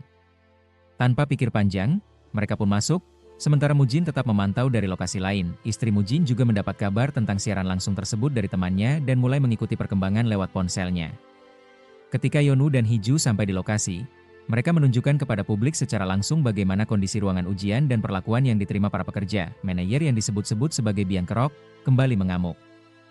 Ia bahkan merusak kamera milik Yeonwoo dan mengancam akan membawa masalah ini ke jalur hukum. Namun, Mujin tidak tinggal diam. Ia langsung menanggapi ancaman itu dan menyebutkan beberapa pasal hukum yang justru bisa menjerat sang manajer atas perbuatannya. Mujin dengan tegas menyatakan bahwa manajer tersebut bisa dituntut atas berbagai pelanggaran, bahkan dengan pasal berlapis. Melihat keberanian Mujin, Ibu Mujin pun ikut mengambil alih pembicaraan. Ia menyampaikan bahwa para pekerja sudah lama merasa tertekan dengan aturan-aturan yang tidak adil dan cenderung merugikan. Ibu Mujin kemudian menantang manajer tersebut untuk menjawab satu soal ujian sebagai bukti bahwa ia layak menuntut para pekerja. Soal yang diberikan adalah permintaan untuk menyanyikan lagu Mars Kampus. Namun, manajer itu justru tidak mampu menyanyikannya. Ia berkelit dengan mengatakan bahwa di zaman sekarang, tidak ada yang peduli dengan lagu seperti itu, termasuk para mahasiswa sendiri. Padahal, para petugas kebersihan justru tahu dan kemudian mereka menyanyikannya dengan semangat. Pernyataan sembrono itu semakin memperburuk posisinya. Tak lama kemudian, ia mendapat telepon dari atasannya dan langsung dijatuhi sanksi. Ia pun terlihat sangat malu karena kesalahan-kesalahannya telah terbongkar di depan umum. Setelah kejadian tersebut menjadi viral, para alumni kampus berkumpul dan mendesak rektor untuk segera menghentikan semua kebijakan tidak adil yang berlaku, sekaligus menyampaikan permintaan maaf secara terbuka kepada publik. Mereka merasa sangat malu sebagai bagian dari institusi tersebut. Sementara itu, istri Mujin terlihat sangat bangga terhadap suaminya yang telah berani membela kebenaran. Pihak kampus akhirnya meminta maaf secara resmi dan berjanji tidak akan mengulangi tindakan serupa. Para petugas kebersihan yang sebelumnya dipecat dipekerjakan kembali. Untuk merayakan kemenangan ini, Hee-ju mengajak Mujin dan Yeonwoo makan bersama. Namun, Mujin menolak dengan alasan ada urusan lain, dan menyuruh Hee-ju serta Yeonwoo pergi tanpa dirinya. Tapi Hee-ju tidak setuju dan tetap ingin merayakannya bersama-sama. Keesokan harinya, Mujin kembali bertemu dengan arwah Yongsuk. Arwah itu menyampaikan rasa terima kasih yang sangat mendalam karena Mujin telah membantunya, membuat hatinya tenang, dan membela hak para pekerja kebersihan. Ketika Mujin sedang berbicara dengan arwah Yongsuk, ibunya melihat dari kejauhan dan mengira anaknya sedang berbicara sendiri. Ia pun sempat berpikir bahwa Mujin stres atau terganggu pikirannya. Setelah berpamitan, arwah Yongsuk akhirnya pergi dengan damai. Ibu Mujin lalu mendekati anaknya dan dengan khawatir mengingatkan agar tidak berbicara sendiri di depan umum, karena orang lain bisa saja mengira Mujin tidak waras. Setelah itu, Mujin, ibunya, dan Ibu Park, yang kini sudah kembali bekerja, menuju ruang istirahat para petugas kebersihan. Di sana, mereka mengadakan pesta kecil sebagai bentuk sambutan atas kembalinya Ibu Park bekerja di kampus. Selain itu, Mujin juga akhirnya berhasil menyelesaikan permasalahan antara kedua orang tuanya. Ayahnya yang sebelumnya sempat curiga bahwa istrinya berselingkuh, akhirnya mengetahui kebenaran dan permasalahan mereka pun tuntas. Sementara itu, anjing peninggalan arwah Yongsuk yang selama ini mereka panggil Kongji ternyata tidak merespons, karena menurut Yongsuk, nama aslinya adalah Paji. Setelah dipanggil dengan nama yang benar, barulah anjing itu memberi reaksi. Ketika semua masalah tampak sudah terselesaikan, Mujin tiba-tiba mendapat telepon dari Hee-ju. Ia mengatakan bahwa ia dan Yeonwoo mengalami kecelakaan dan sedang berada di rumah sakit. Mujin segera bergegas ke sana. Sesampainya di rumah sakit, Mujin bertemu dengan Young-jae. Saat ditanya mengapa Young-jae berada di sana, ia mengaku tidak tahu pasti. Katanya, ia sempat pingsan dan ketika sadar, tiba-tiba sudah berada di rumah sakit itu. Namun, Mujin mulai curiga ketika seseorang yang berpapasan dengan Young-jae tampak tidak menyadarinya, dan lebih aneh lagi, bayangan Young-jae tidak terlihat di kaca. Hal itu membuat Mujin menyimpulkan bahwa Young-jae mungkin sudah bukan manusia lagi. 윤재야. Setelah menyadari bahwa yang ia temui adalah arwah Young-jae, Mujin segera memeriksa ruang gawat darurat. Di sana, ia melihat tubuh Young-jae sedang diperiksa dan bertemu dengan kakak Young-jae. Mujin lalu bertanya apa yang sebenarnya terjadi. Kakak Young-jae menjelaskan bahwa adiknya tiba-tiba dilarikan ke rumah sakit karena mengalami dehidrasi. Yang membuatnya aneh, Young-jae ditemukan bekerja di Toserba, padahal sebelumnya ia mengatakan kepada Mujin bahwa ia sudah mendapatkan pekerjaan lain. Untuk membantu mencari tahu apa yang sebenarnya terjadi, Mujin menawarkan jasanya secara cuma-cuma kepada kakak Young-jae. Kakak Young-jae sangat senang karena mereka memang sedang kesulitan biaya, terutama dengan biaya rumah sakit dan kebutuhan lainnya. Setelah itu, Mujin teringat bahwa tujuannya ke rumah sakit sebenarnya adalah untuk menjenguk Hiju dan Yeonwoo. Setelah ia memeriksa kondisi mereka, Hiju mengatakan bahwa mereka sudah membaik. Hanya saja, tadi istri Mujin sempat datang menjenguk, namun mereka tak sempat bertemu. Hiju dan Yeonwoo dirawat karena hampir mengalami keracunan makanan. Mujin lalu menceritakan bahwa ada kasus yang lebih parah, yaitu kondisi Young-jae yang kini berada di ruang gawat darurat. Ia menduga ada sesuatu yang terjadi pada Young-jae. Dari cerita Mujin, diketahui bahwa Young-jae sebenarnya diterima bekerja di sebuah perusahaan bernama Forel. Namun, Yeonwoo ternyata tahu bahwa perusahaan tersebut pernah memutus kontrak kerja secara sepihak terhadap para pegawai baru tanpa alasan jelas. Diduga karena hal itu, Young-jae terpaksa bekerja di Toserba sebagai pekerja lepas, dan akibat kelelahan, ia pun pingsan. Mujin, Hiju, dan Yeonwoo sepakat untuk menyelidiki lebih lanjut. Keesokan harinya, mereka menemui salah satu rekan kerja Young-jae di Toserba. Temannya menjelaskan bahwa kemarin ia menemukan Young-jae pingsan, dan meskipun sudah dibangunkan, Young-jae tidak merespons, sehingga ia langsung menelepon rumah sakit. Temannya juga menceritakan bahwa setiap hari mereka harus mendorong troli seberat 20 kg, yang sangat berat jika dilakukan sendirian. Kondisi kerja yang berat itu terekam dalam video yang mereka ambil diam-diam. Namun, tak lama kemudian, supervisor Toserba datang dan memprotes karena mereka merekam tanpa izin. Saat ditanya, supervisor tersebut hanya menjawab bahwa pingsannya Young-jae adalah hal yang wajar karena kelelahan, dan tidak ada yang melanggar aturan. Ia juga mengatakan bahwa untuk melakukan peliputan, mereka harus mendapatkan izin dari kantor pusat. Kemudian, kakak Young-jae memberi kabar bahwa hasil pemeriksaan Young-jae sudah keluar. Di sisi lain, arwah Young-jae masih berkeliaran dan melihat seorang anak kecil bermain, yang mengingatkannya pada keponakannya sendiri. Young-jae sangat dekat dengan keponakannya dan pernah berjanji akan membawanya jalan-jalan dan memberi hadiah ulang tahun. Namun kini, keadaannya justru seperti ini. Mujin lalu memberitahu kakak Young-jae bahwa Young-jae ternyata gagal mendapatkan pekerjaan tetap, dan karena itu ia bekerja di Toserba. Kakaknya baru mengetahui fakta ini. Mujin pun berjanji akan mengungkapkan kebenaran di balik kejadian yang menimpa Young-jae. Beberapa saat kemudian, Mujin melihat arwah Young-jae kembali melintas. Ia memanggil dan bertanya mengapa Young-jae tidak berada di dekat tubuhnya saja.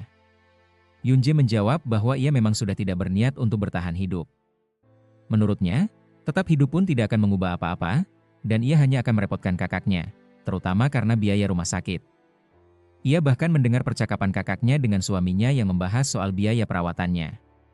Karena merasa lelah dan putus asa, Young-jae hanya ingin beristirahat dari dunia ini. Tak lama setelah itu, kakak Young-jae memberi kabar bahwa Young-jae harus segera dioperasi karena kondisinya semakin memburuk dan kritis. Mujin pun kembali ke kantor dan bertanya kepada Hiju dan Yeonwoo apakah ada tanggapan dari kantor pusat Toserba atas email yang mereka kirim. Namun, hingga saat itu, mereka belum menerima balasan apapun, sehingga penyelidikan pun tak bisa dilanjutkan. Kemudian, Hiju mengusulkan ide, bagaimana jika Mujin mencoba menemui Bosal, malaikat di langit.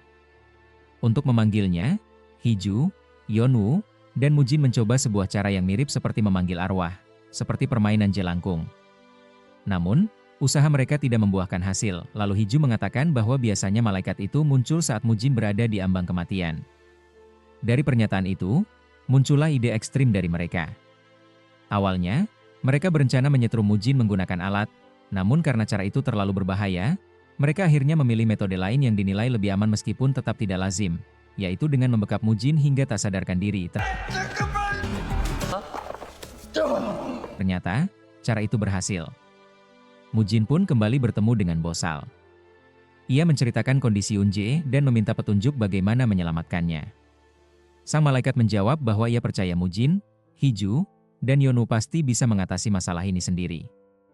Karena Yunje belum benar-benar meninggal, malaikat tidak bisa ikut campur. Setelah Mujin sadar, ia menyampaikan pesan tersebut kepada Hiju dan Yonu.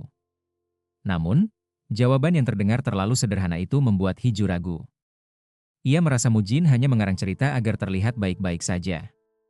Karena kesal, Hiju sempat ingin memukul Mujin, tetapi dicegah oleh Yonu. Tak lama kemudian, Mujin menerima pesan dari rekan kerja Yunje. Ia mengatakan bahwa Yunje rata-rata melangkah sebanyak 43.000 langkah per hari. Padahal, normalnya 10.000 langkah sudah cukup. Karena jumlah itu sangat ekstrim, Yonu pun terpikir ide untuk membuktikannya langsung. Keesokan harinya, Yonu menyamar dan bekerja di Toserba tempat Yunje dulu bekerja. Bersama Hiju, mereka juga merekam seluruh aktivitas di sana. Teman Yunje yang bekerja di sana setuju, asalkan wajah dan identitasnya tidak dilibatkan, karena ia takut kehilangan pekerjaannya. Setelah semua rekaman dikumpulkan, video tersebut diunggah ke saluran milik Yonu dan mereka menontonnya bersama. Namun, hasilnya di luar dugaan. Alih-alih mendapatkan dukungan, kolom komentar justru dipenuhi hujatan terhadap Yunje. Banyak yang menganggap Yunje terlalu manja dan menyebut bahwa kondisi kerja seperti itu adalah hal biasa. Keesokan harinya, Mujin kembali ke rumah sakit. Ia bertanya kepada kakak Yunje tentang kondisi pasca operasi. Kakaknya mengatakan bahwa operasinya berhasil, tetapi dokter menyebut semua tergantung pada semangat hidup Yunje. Jika ia memiliki keinginan untuk hidup, kemungkinan besar ia akan selamat. Namun jika tidak, nyawanya bisa terancam. Kemudian, Mujin diberitahu tentang alamat rumah Yunje. Ia, Hiju, dan Yonu pun pergi ke sana untuk mencari informasi tambahan. Di rumah itu, mereka menemukan bahwa Yunje sebenarnya adalah anak yang cerdas. Mereka juga menemukan hasil medical check-up saat ia melamar kerja, dan hasilnya semua dalam keadaan baik dan normal. Namun, mereka masih membutuhkan bukti tambahan. Tak lama, seseorang menghubungi mereka dan mengaku pernah bekerja bersama Yunje di SPBU. Ia mengenal Yunje dengan baik dan bersedia diwawancarai untuk memberikan klarifikasi serta membantu membela Yunje dari hujatan publik. Selain itu, email yang mereka kirim sebelumnya akhirnya mendapat tanggapan. Kantor pusat dan juga tempat kerja yang dulu menolak Yunje akhirnya mengakui kesalahan mereka.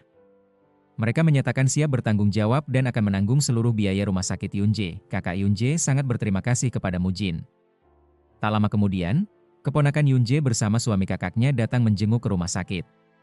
Keponakannya memberikan semangat, yakin bahwa Yunje pasti akan bangun kembali dan menepati janjinya, bermain bersama dan memberikan hadiah ulang tahun seperti yang pernah ia janjikan dulu. Setelah itu, Mujin langsung mencari arwah Yunje, dan untungnya ia berhasil menemukannya. Mujin mencoba membujuk Yunje agar mau bertahan hidup dan kembali memiliki semangat untuk menjalani kehidupan.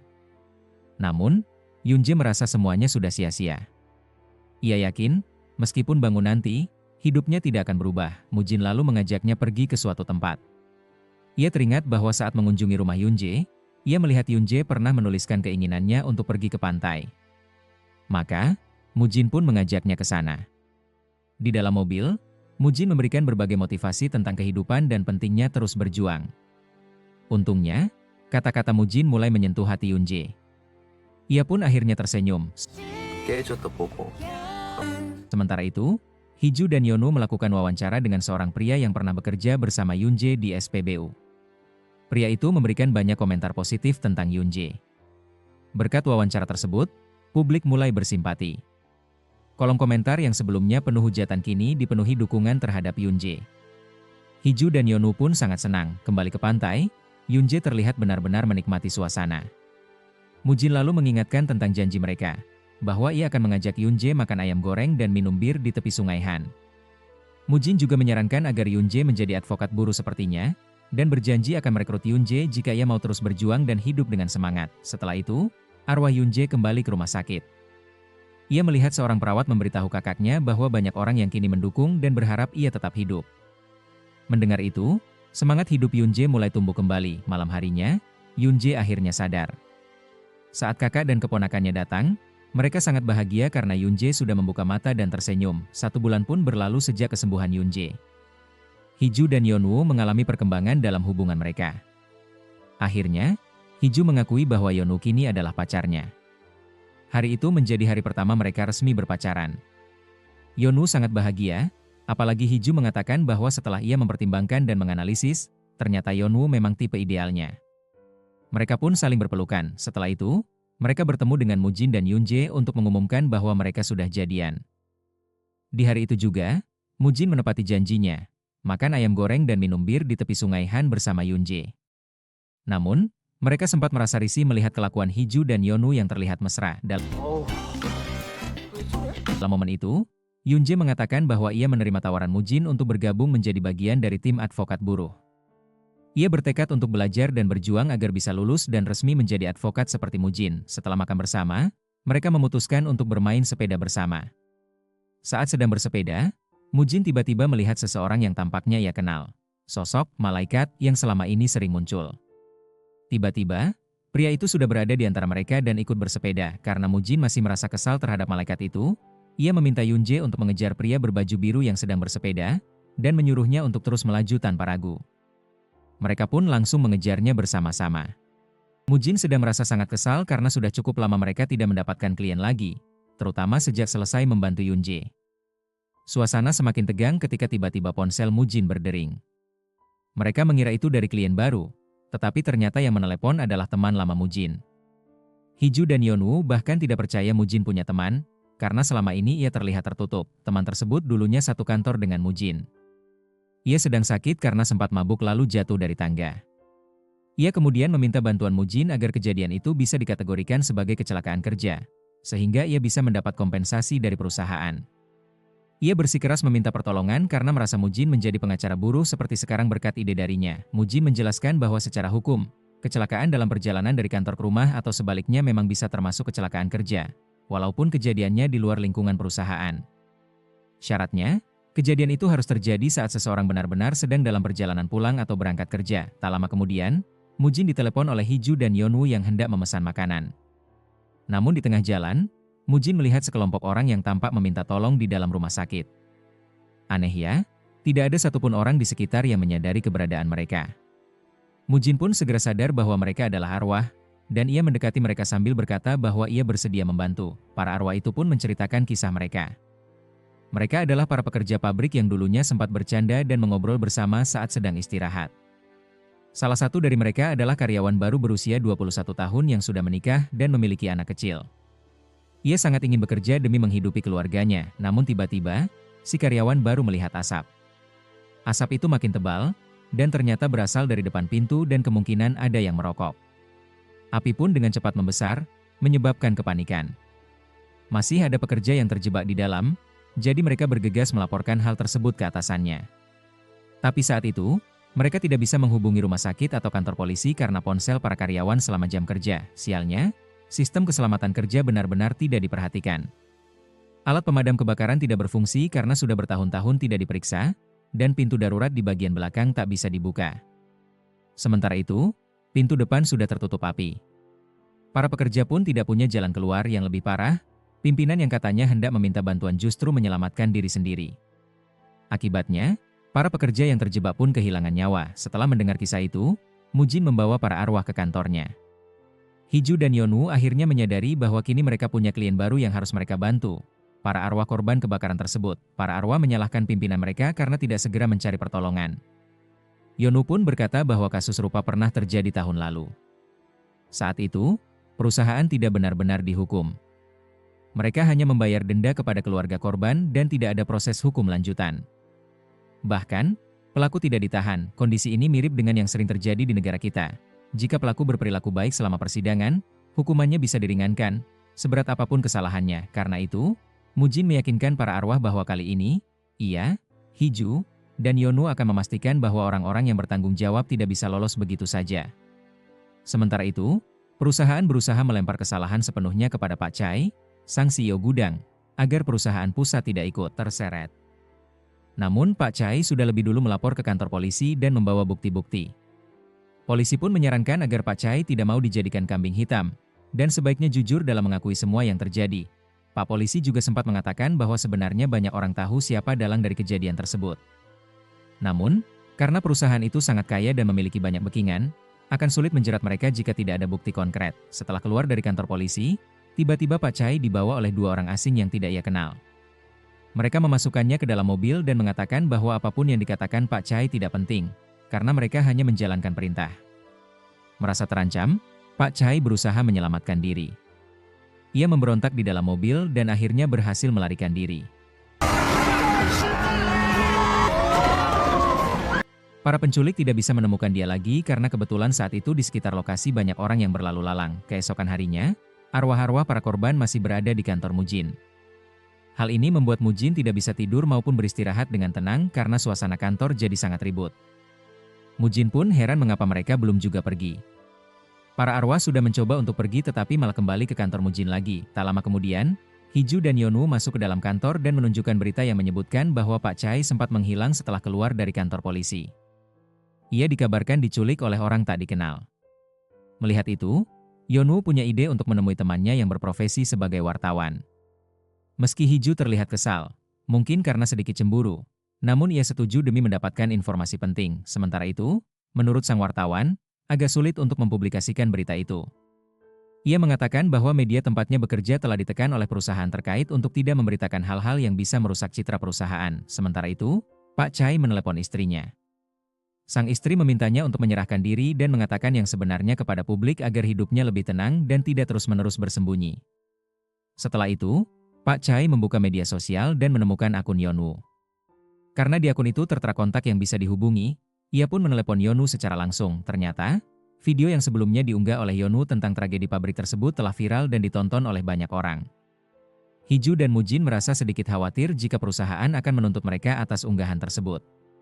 Namun Yonu menanggapi dengan mengatakan bahwa jika bukan mereka yang menyuarakannya, siapa lagi yang bisa? Sebab wartawan pun sudah dibungkam oleh pihak perusahaan, dampak dari unggahan itu cukup besar. Seseorang menghubungi mereka dan memberitahu bahwa keluarga para korban sedang mengadakan prosesi pemakaman. Mujin, Hiju, dan Yonu pun segera menuju lokasi, karena mereka khawatir pihak perusahaan akan lebih dulu datang dan menawarkan uang damai. Namun, sesampainya di sana, mereka justru dimarahi oleh keluarga korban. Salah satu anggota keluarga akhirnya bersedia berbicara dengan mereka. Mujin memohon agar pihak keluarga tidak menerima santunan atau uang damai dari perusahaan. Akan tetapi, pihak keluarga merasa ragu.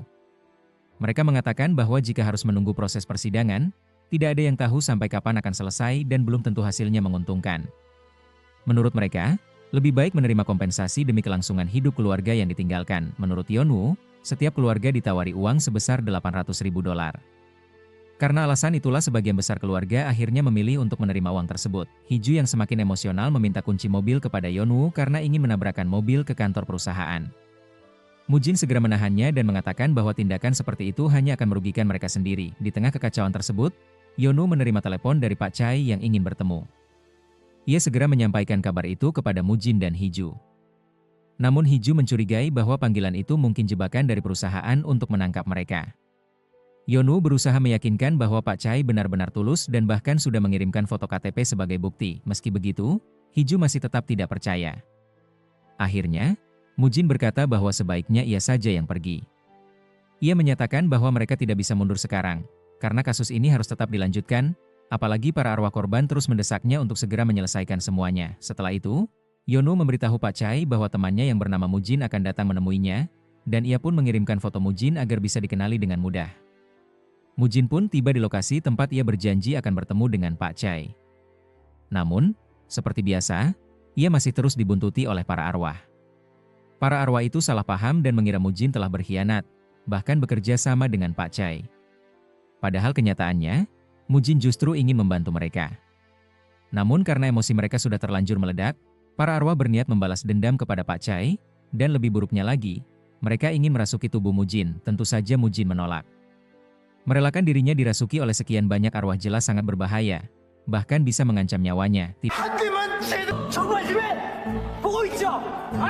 Tidak lama kemudian, Pak Chai datang. Ia merasa heran melihat tingkah Mujin yang tampak aneh dan gelisah. Tiba-tiba, para arwah melesat menyerang ke arah Pak Chai. Mereka kini memiliki kekuatan supranatural, entah dari mana asalnya. Pak Chai sempat terlempar ke udara, lalu jatuh ke tanah. Untungnya, Ia tidak mengalami luka serius. Mujin segera memperingatkan para arwah bahwa jika sampai Pak Chai kehilangan nyawanya, maka mereka juga akan kehilangan satu-satunya saksi yang mengetahui kejadian sebenarnya. Tanpa kesaksian Pak Chai, kebenaran tidak akan pernah terungkap. Pak Chai kemudian mengungkapkan bahwa ia sudah lelah hidup dalam kondisi seperti itu dan meminta Mujin untuk mempercayainya. Mujin mengatakan bahwa ia bisa percaya, asalkan Pak Chai melakukan satu hal terlebih dahulu, yaitu meminta maaf kepada para arwah. Awalnya, Pak Chai mengira Mujin hanya sedang mencari konten untuk disiarkan. Namun Mujin mengingatkannya bahwa gempa kecil yang mereka rasakan sebelumnya bukanlah kebetulan, melainkan wujud kemarahan dari para arwah terhadap dirinya. Akhirnya, Pak Chai pun berlutut dan meminta maaf dengan tulus kepada para arwah. Setelah suasana menjadi lebih tenang, Mujin menanyakan kepada Pak Chai tentang hal penting yang ingin ia sampaikan, termasuk hubungannya dengan proyek konstruksi Myeongum. Pak Chai pun mulai bercerita. Ia mengaku bahwa sejak awal, ia hanya dijadikan boneka oleh perusahaan. Ia memang ditunjuk sebagai CEO gudang tersebut, tapi semuanya hanya formalitas. Tujuannya adalah agar jika terjadi sesuatu, perusahaan utama tidak ikut terseret dan bisa lepas tangan sepenuhnya. Pak Chai juga mengaku bahwa ia telah menyiapkan bukti, sebuah flash disk yang ia simpan di dalam kulkas kantor.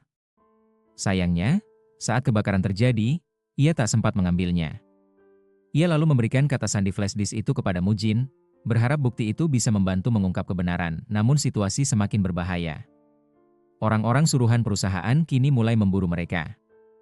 Bahkan Mujin sendiri juga ikut dikejar, dan dibalik semua itu, terungkap fakta mengejutkan. Ternyata para arwah kini memiliki kekuatan karena diajari oleh sosok yang selama ini mereka sebut malaikat. Bukannya dibimbing untuk berdamai dan menerima keadaan, para arwah justru dilatih untuk membalas dendam. Sosok malaikat itu malah memberi mereka pelatihan khusus untuk memperkuat kemarahan mereka. Sungguh ironi.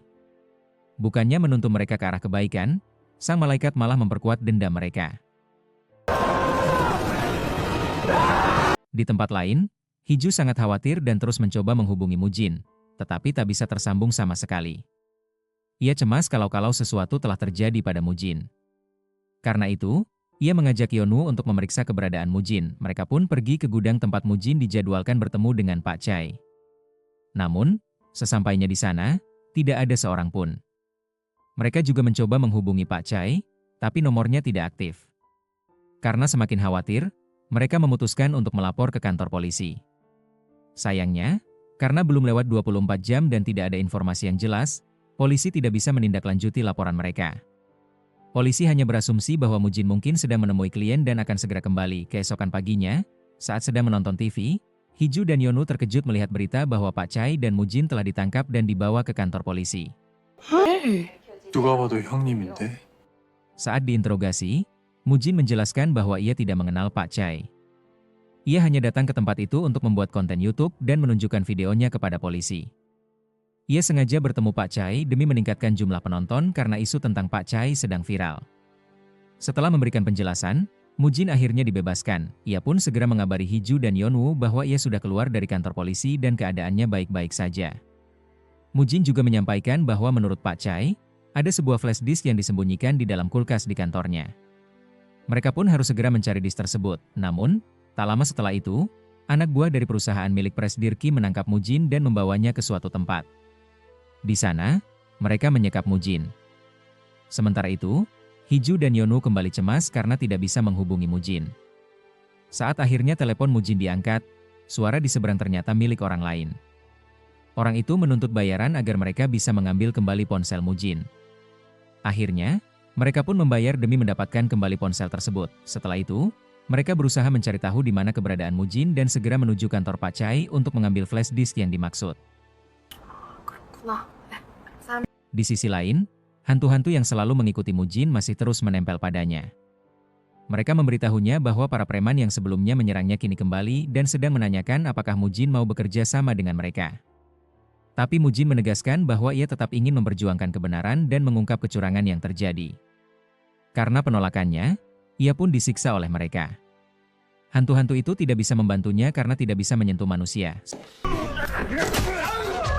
Sementara itu, Pak Chai yang awalnya ingin tetap pada pendiriannya justru terpengaruh oleh bujukan pengacara dari perusahaan Presidir Kim. Ia akhirnya mengaku bahwa ada flash disk berisi rekaman rahasia yang disimpan di kulkas kantornya. Namun setelah pengakuan itu, ia menyesal, karena pengacara tersebut justru mengatakan bahwa Pak Chai akan dijebloskan ke penjara dan diperingatkan agar tidak mengusik urusan sang presdir. Akhirnya, Pak Chai benar-benar dipenjara karena kebodohannya sendiri. Di tempat penyekapan Mujin, para preman malah bersantai dan makan dengan lahap. Mereka menawarkan makanan kepada Mujin, tetapi Mujin berusaha menahan diri karena tahu bahwa menerima makanan berarti bersedia bekerja sama dengan mereka.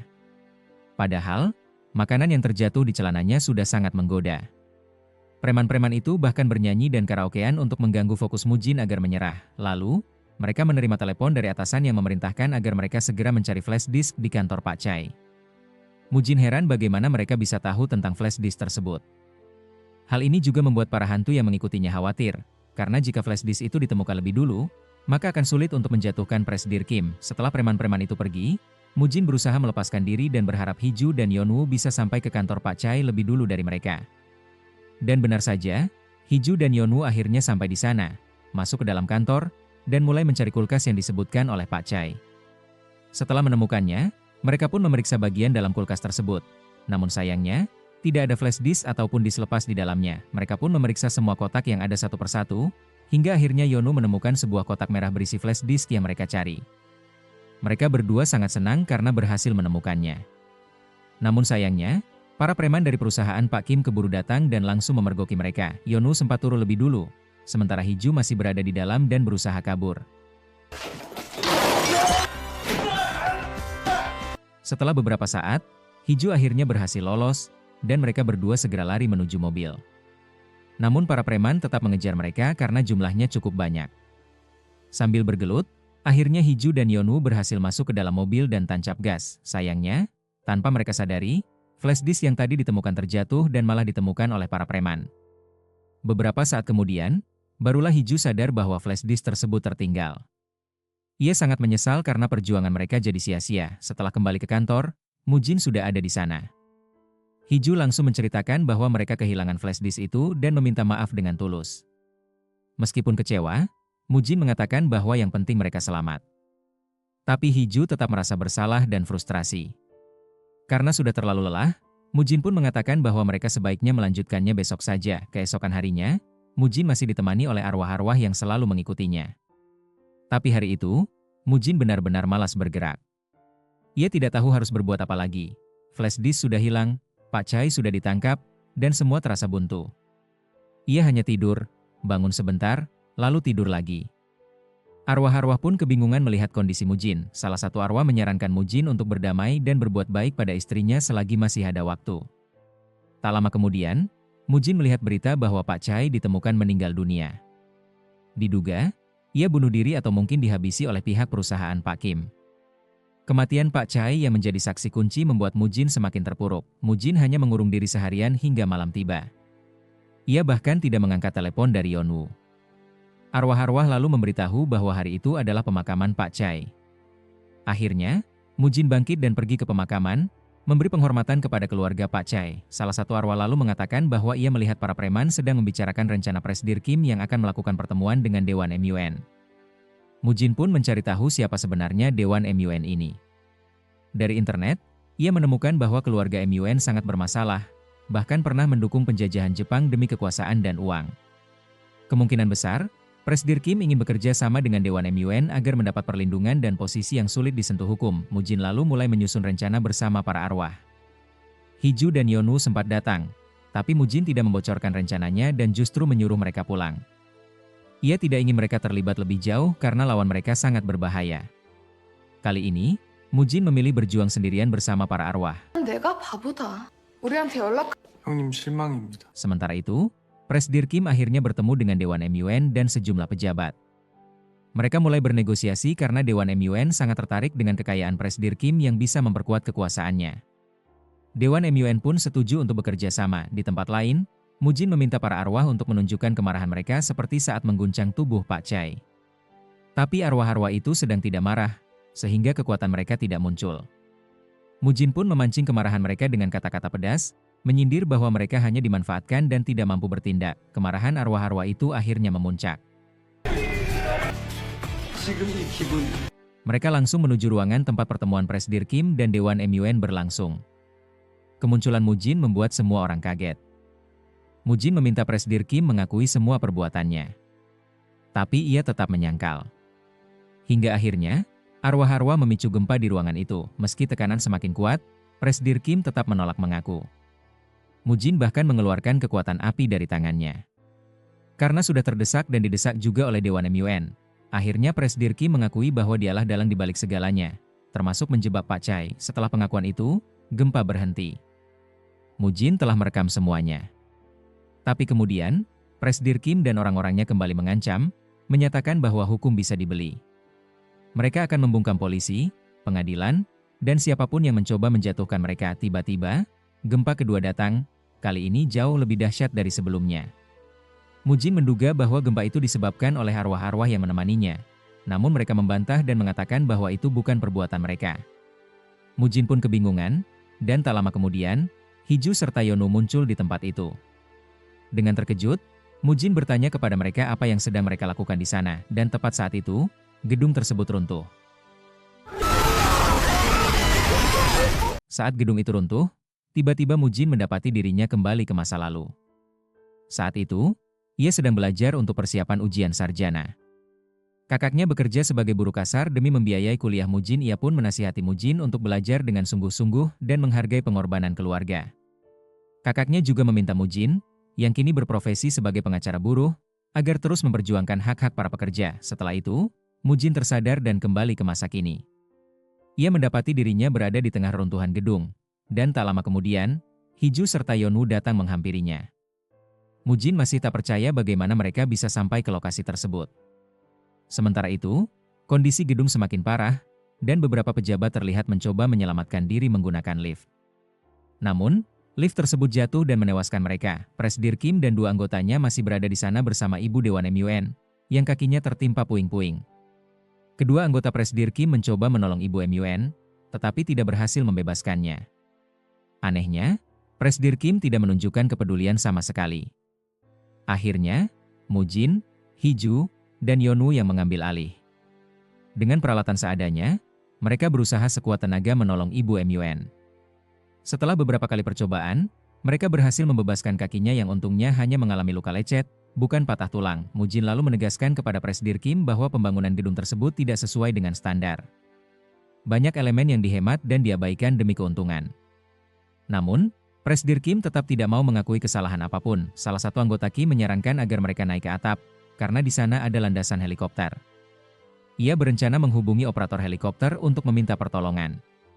Setibanya di sana, mereka menelepon operator, namun operator mengatakan bahwa mereka tidak bisa mengirim helikopter karena gedung tersebut tidak memiliki titik helipad yang sesuai standar. Presdir Kim lalu meminta Ibu Dewan MUN untuk berbicara, berharap pihak helikopter akan mempertimbangkan permintaan tersebut.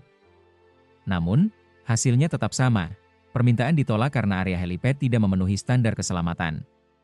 Sementara itu, kondisi gedung semakin memburuk. Mereka pun terpaksa kembali ke lantai bawah untuk mencari jalan keluar. Saat hendak menuruni tangga darurat, mereka mendapati ada kebakaran hebat di bawah.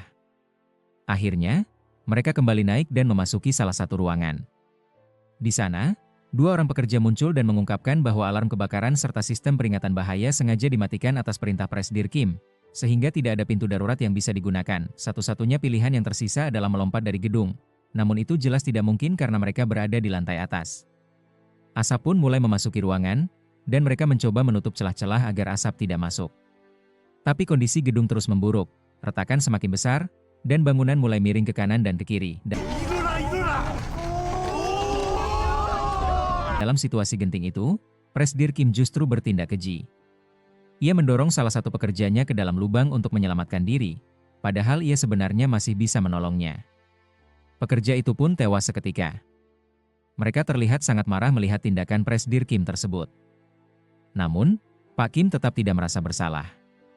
Ia hanya berkata bahwa kejadian itu tidak sengaja, dan ia bersedia memberikan ganti rugi sebesar 300-500 juta won. Ucapan itu membuat pekerja yang masih hidup semakin emosi.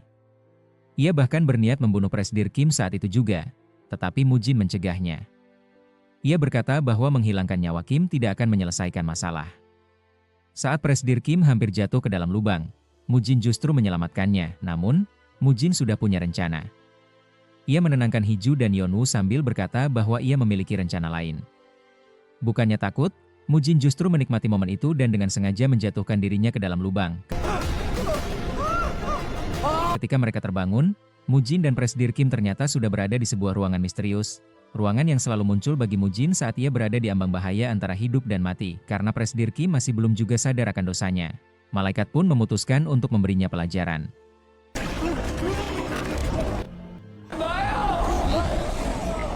Malaikat bersama para arwah dan para pekerja mendatangi Presdir Kim, lalu memintanya untuk berjanji mengakui semua kesalahannya dan bertanggung jawab sepenuhnya. Mujin menenangkan mereka dan berkata bahwa Presdir Kim akan bertanggung jawab. Presdir Kim kemudian diberikan surat perjanjian, mirip dengan yang pernah diterima Mujin sebelumnya. Namun, saat membaca isi perjanjian itu, ia mengatakan bahwa ia tidak sanggup memenuhinya. Menurutnya, tidak ada pebisnis yang bersedia melakukan hal seperti itu. Mujin dengan tegas menyuruhnya untuk tidak banyak bicara dan segera menandatangani surat perjanjian itu. Awalnya, Presdir Kim sangat ragu, tetapi karena dijanjikan akan tetap hidup, akhirnya ia bersedia menandatangani perjanjian tersebut. Namun, setelah menandatangani, ia diberitahu bahwa seperti biasa, ada syarat tambahan. Ia harus menyelesaikan seluruh isi surat perjanjian itu dalam waktu 49 hari. Ia protes karena merasa perjanjian itu tidak adil, tetapi tak ada pilihan lain. Setelah itu, Mujin dan Presdir Kim kembali ke masa kini, ke momen ketika gedung masih belum benar-benar runtuh. Mujin langsung memperingatkan semua orang agar segera keluar dari gedung karena bahaya runtuhan masih mengancam.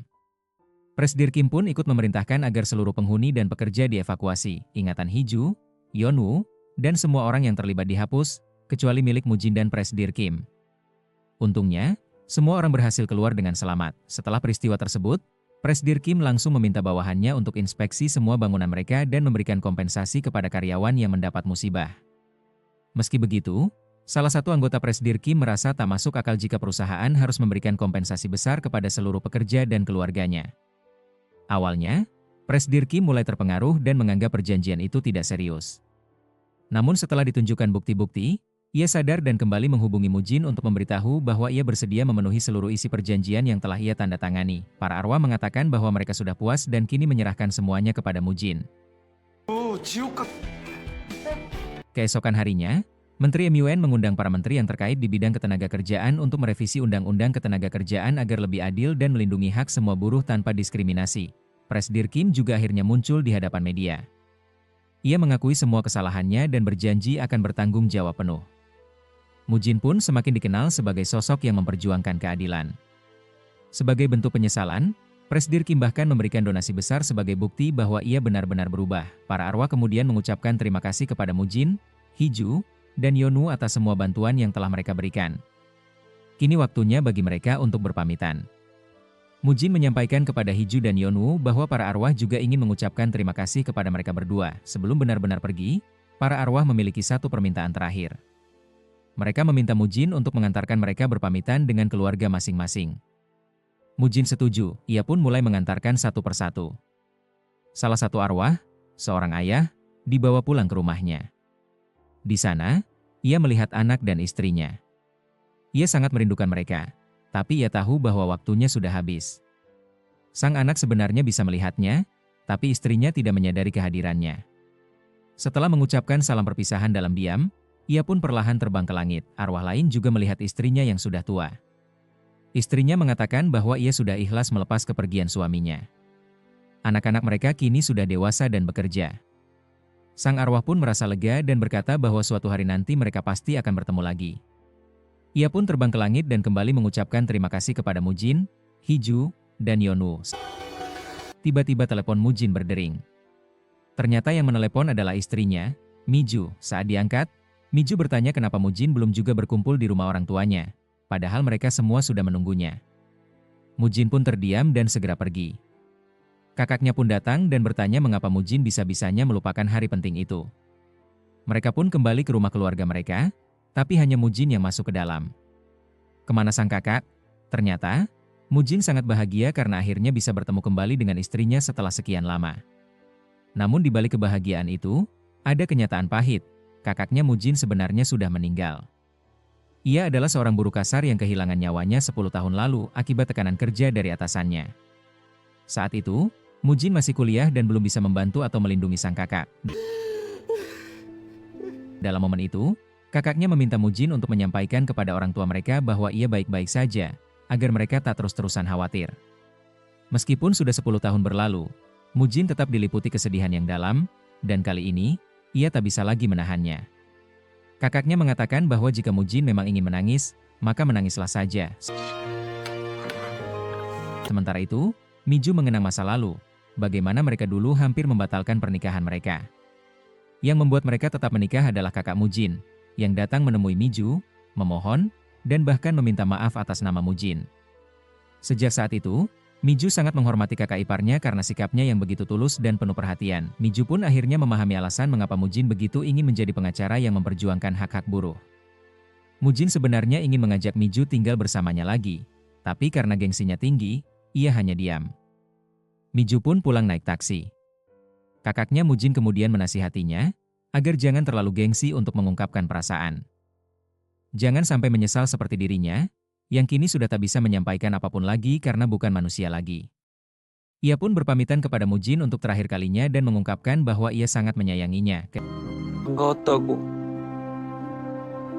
Keesokan harinya di kantor, Mujin dengan penuh semangat bercerita kepada Hiju bahwa hari itu ia mendapatkan keuntungan besar dari sahamnya, yang sebelumnya minus 90% kini melonjak hingga 700%. Hiju dan Yonu segera menyarankannya untuk menjual saham itu. Awalnya Mujin menolak, merasa nilainya bisa naik lebih tinggi. Tapi setelah diyakinkan, akhirnya ia menjualnya juga. Malam harinya, Hiju dan Yonu sengaja berpura-pura bermesraan di rumah agar kakaknya merasa kesal dan memilih pergi membawa anjing mereka jalan-jalan. Itu semua adalah bagian dari rencana mereka bersama Mujin. Setelah kakak Hiju keluar rumah, Mujin segera menemui Miju. Ia mengatakan bahwa dirinya benar-benar telah berubah. Ia juga mengembalikan uang pesangon yang dulu pernah ia pakai tanpa sepengetahuan istrinya. Mujin meminta maaf dan berjanji tak akan membuat istrinya kesepian lagi. Ia akan selalu berdiskusi dan tidak lagi egois dalam mengambil keputusan. Miju, yang terharu dengan sikap Mujin, akhirnya setuju untuk pulang bersama dan mengatakan bahwa ia menyerah, dan kali ini akan menuruti suaminya. Malam berikutnya, sepulang dari kantor, Hiju dan Yonu membuat pengumuman mengejutkan bahwa mereka naik jabatan. Meski tidak mendiskusikannya terlebih dahulu dengan Mujin, yang awalnya agak kesal, namun akhirnya ia menerima. Hiju juga memberitahu bahwa Yunji, yang sedang belajar hukum ketenagakerjaan, rencananya akan direkrut sebagai anggota tim jika sudah lulus. Saat itu, Mujin meminta untuk mampir sebentar ke tempat di mana dulu ia pertama kali bertemu dengan malaikat. Tak lama setelah itu, malaikat kembali muncul dan berkata kepada Mujin bahwa sekarang ia pasti sudah mengerti mengapa ia yang dipilih untuk menjalankan tugas tersebut. Mujin pun berterima kasih karena sejak saat itu, hidupnya berubah menjadi lebih baik. Malaikat mengatakan bahwa meskipun dunia tak akan berubah dengan cepat, selama masih ada orang-orang baik yang peduli, harapan itu akan selalu ada. Hiju dan Yonu juga berterima kasih kepada malaikat karena merasa ikut belajar menjadi pribadi yang lebih baik selama mendampingi Mujin menyelesaikan tugas-tugasnya. Setelah semuanya selesai dan mereka bersiap kembali pulang, Mujin sempat berpikir bahwa mungkin sekarang ia sudah tidak bisa melihat hantu lagi. Namun ternyata, tak lama kemudian, muncul lagi sesosok arwah yang meminta pertolongannya. Mujin pun hanya bisa menghela napas, agak kesal, karena tampaknya tugasnya belum benar-benar selesai. 저기요.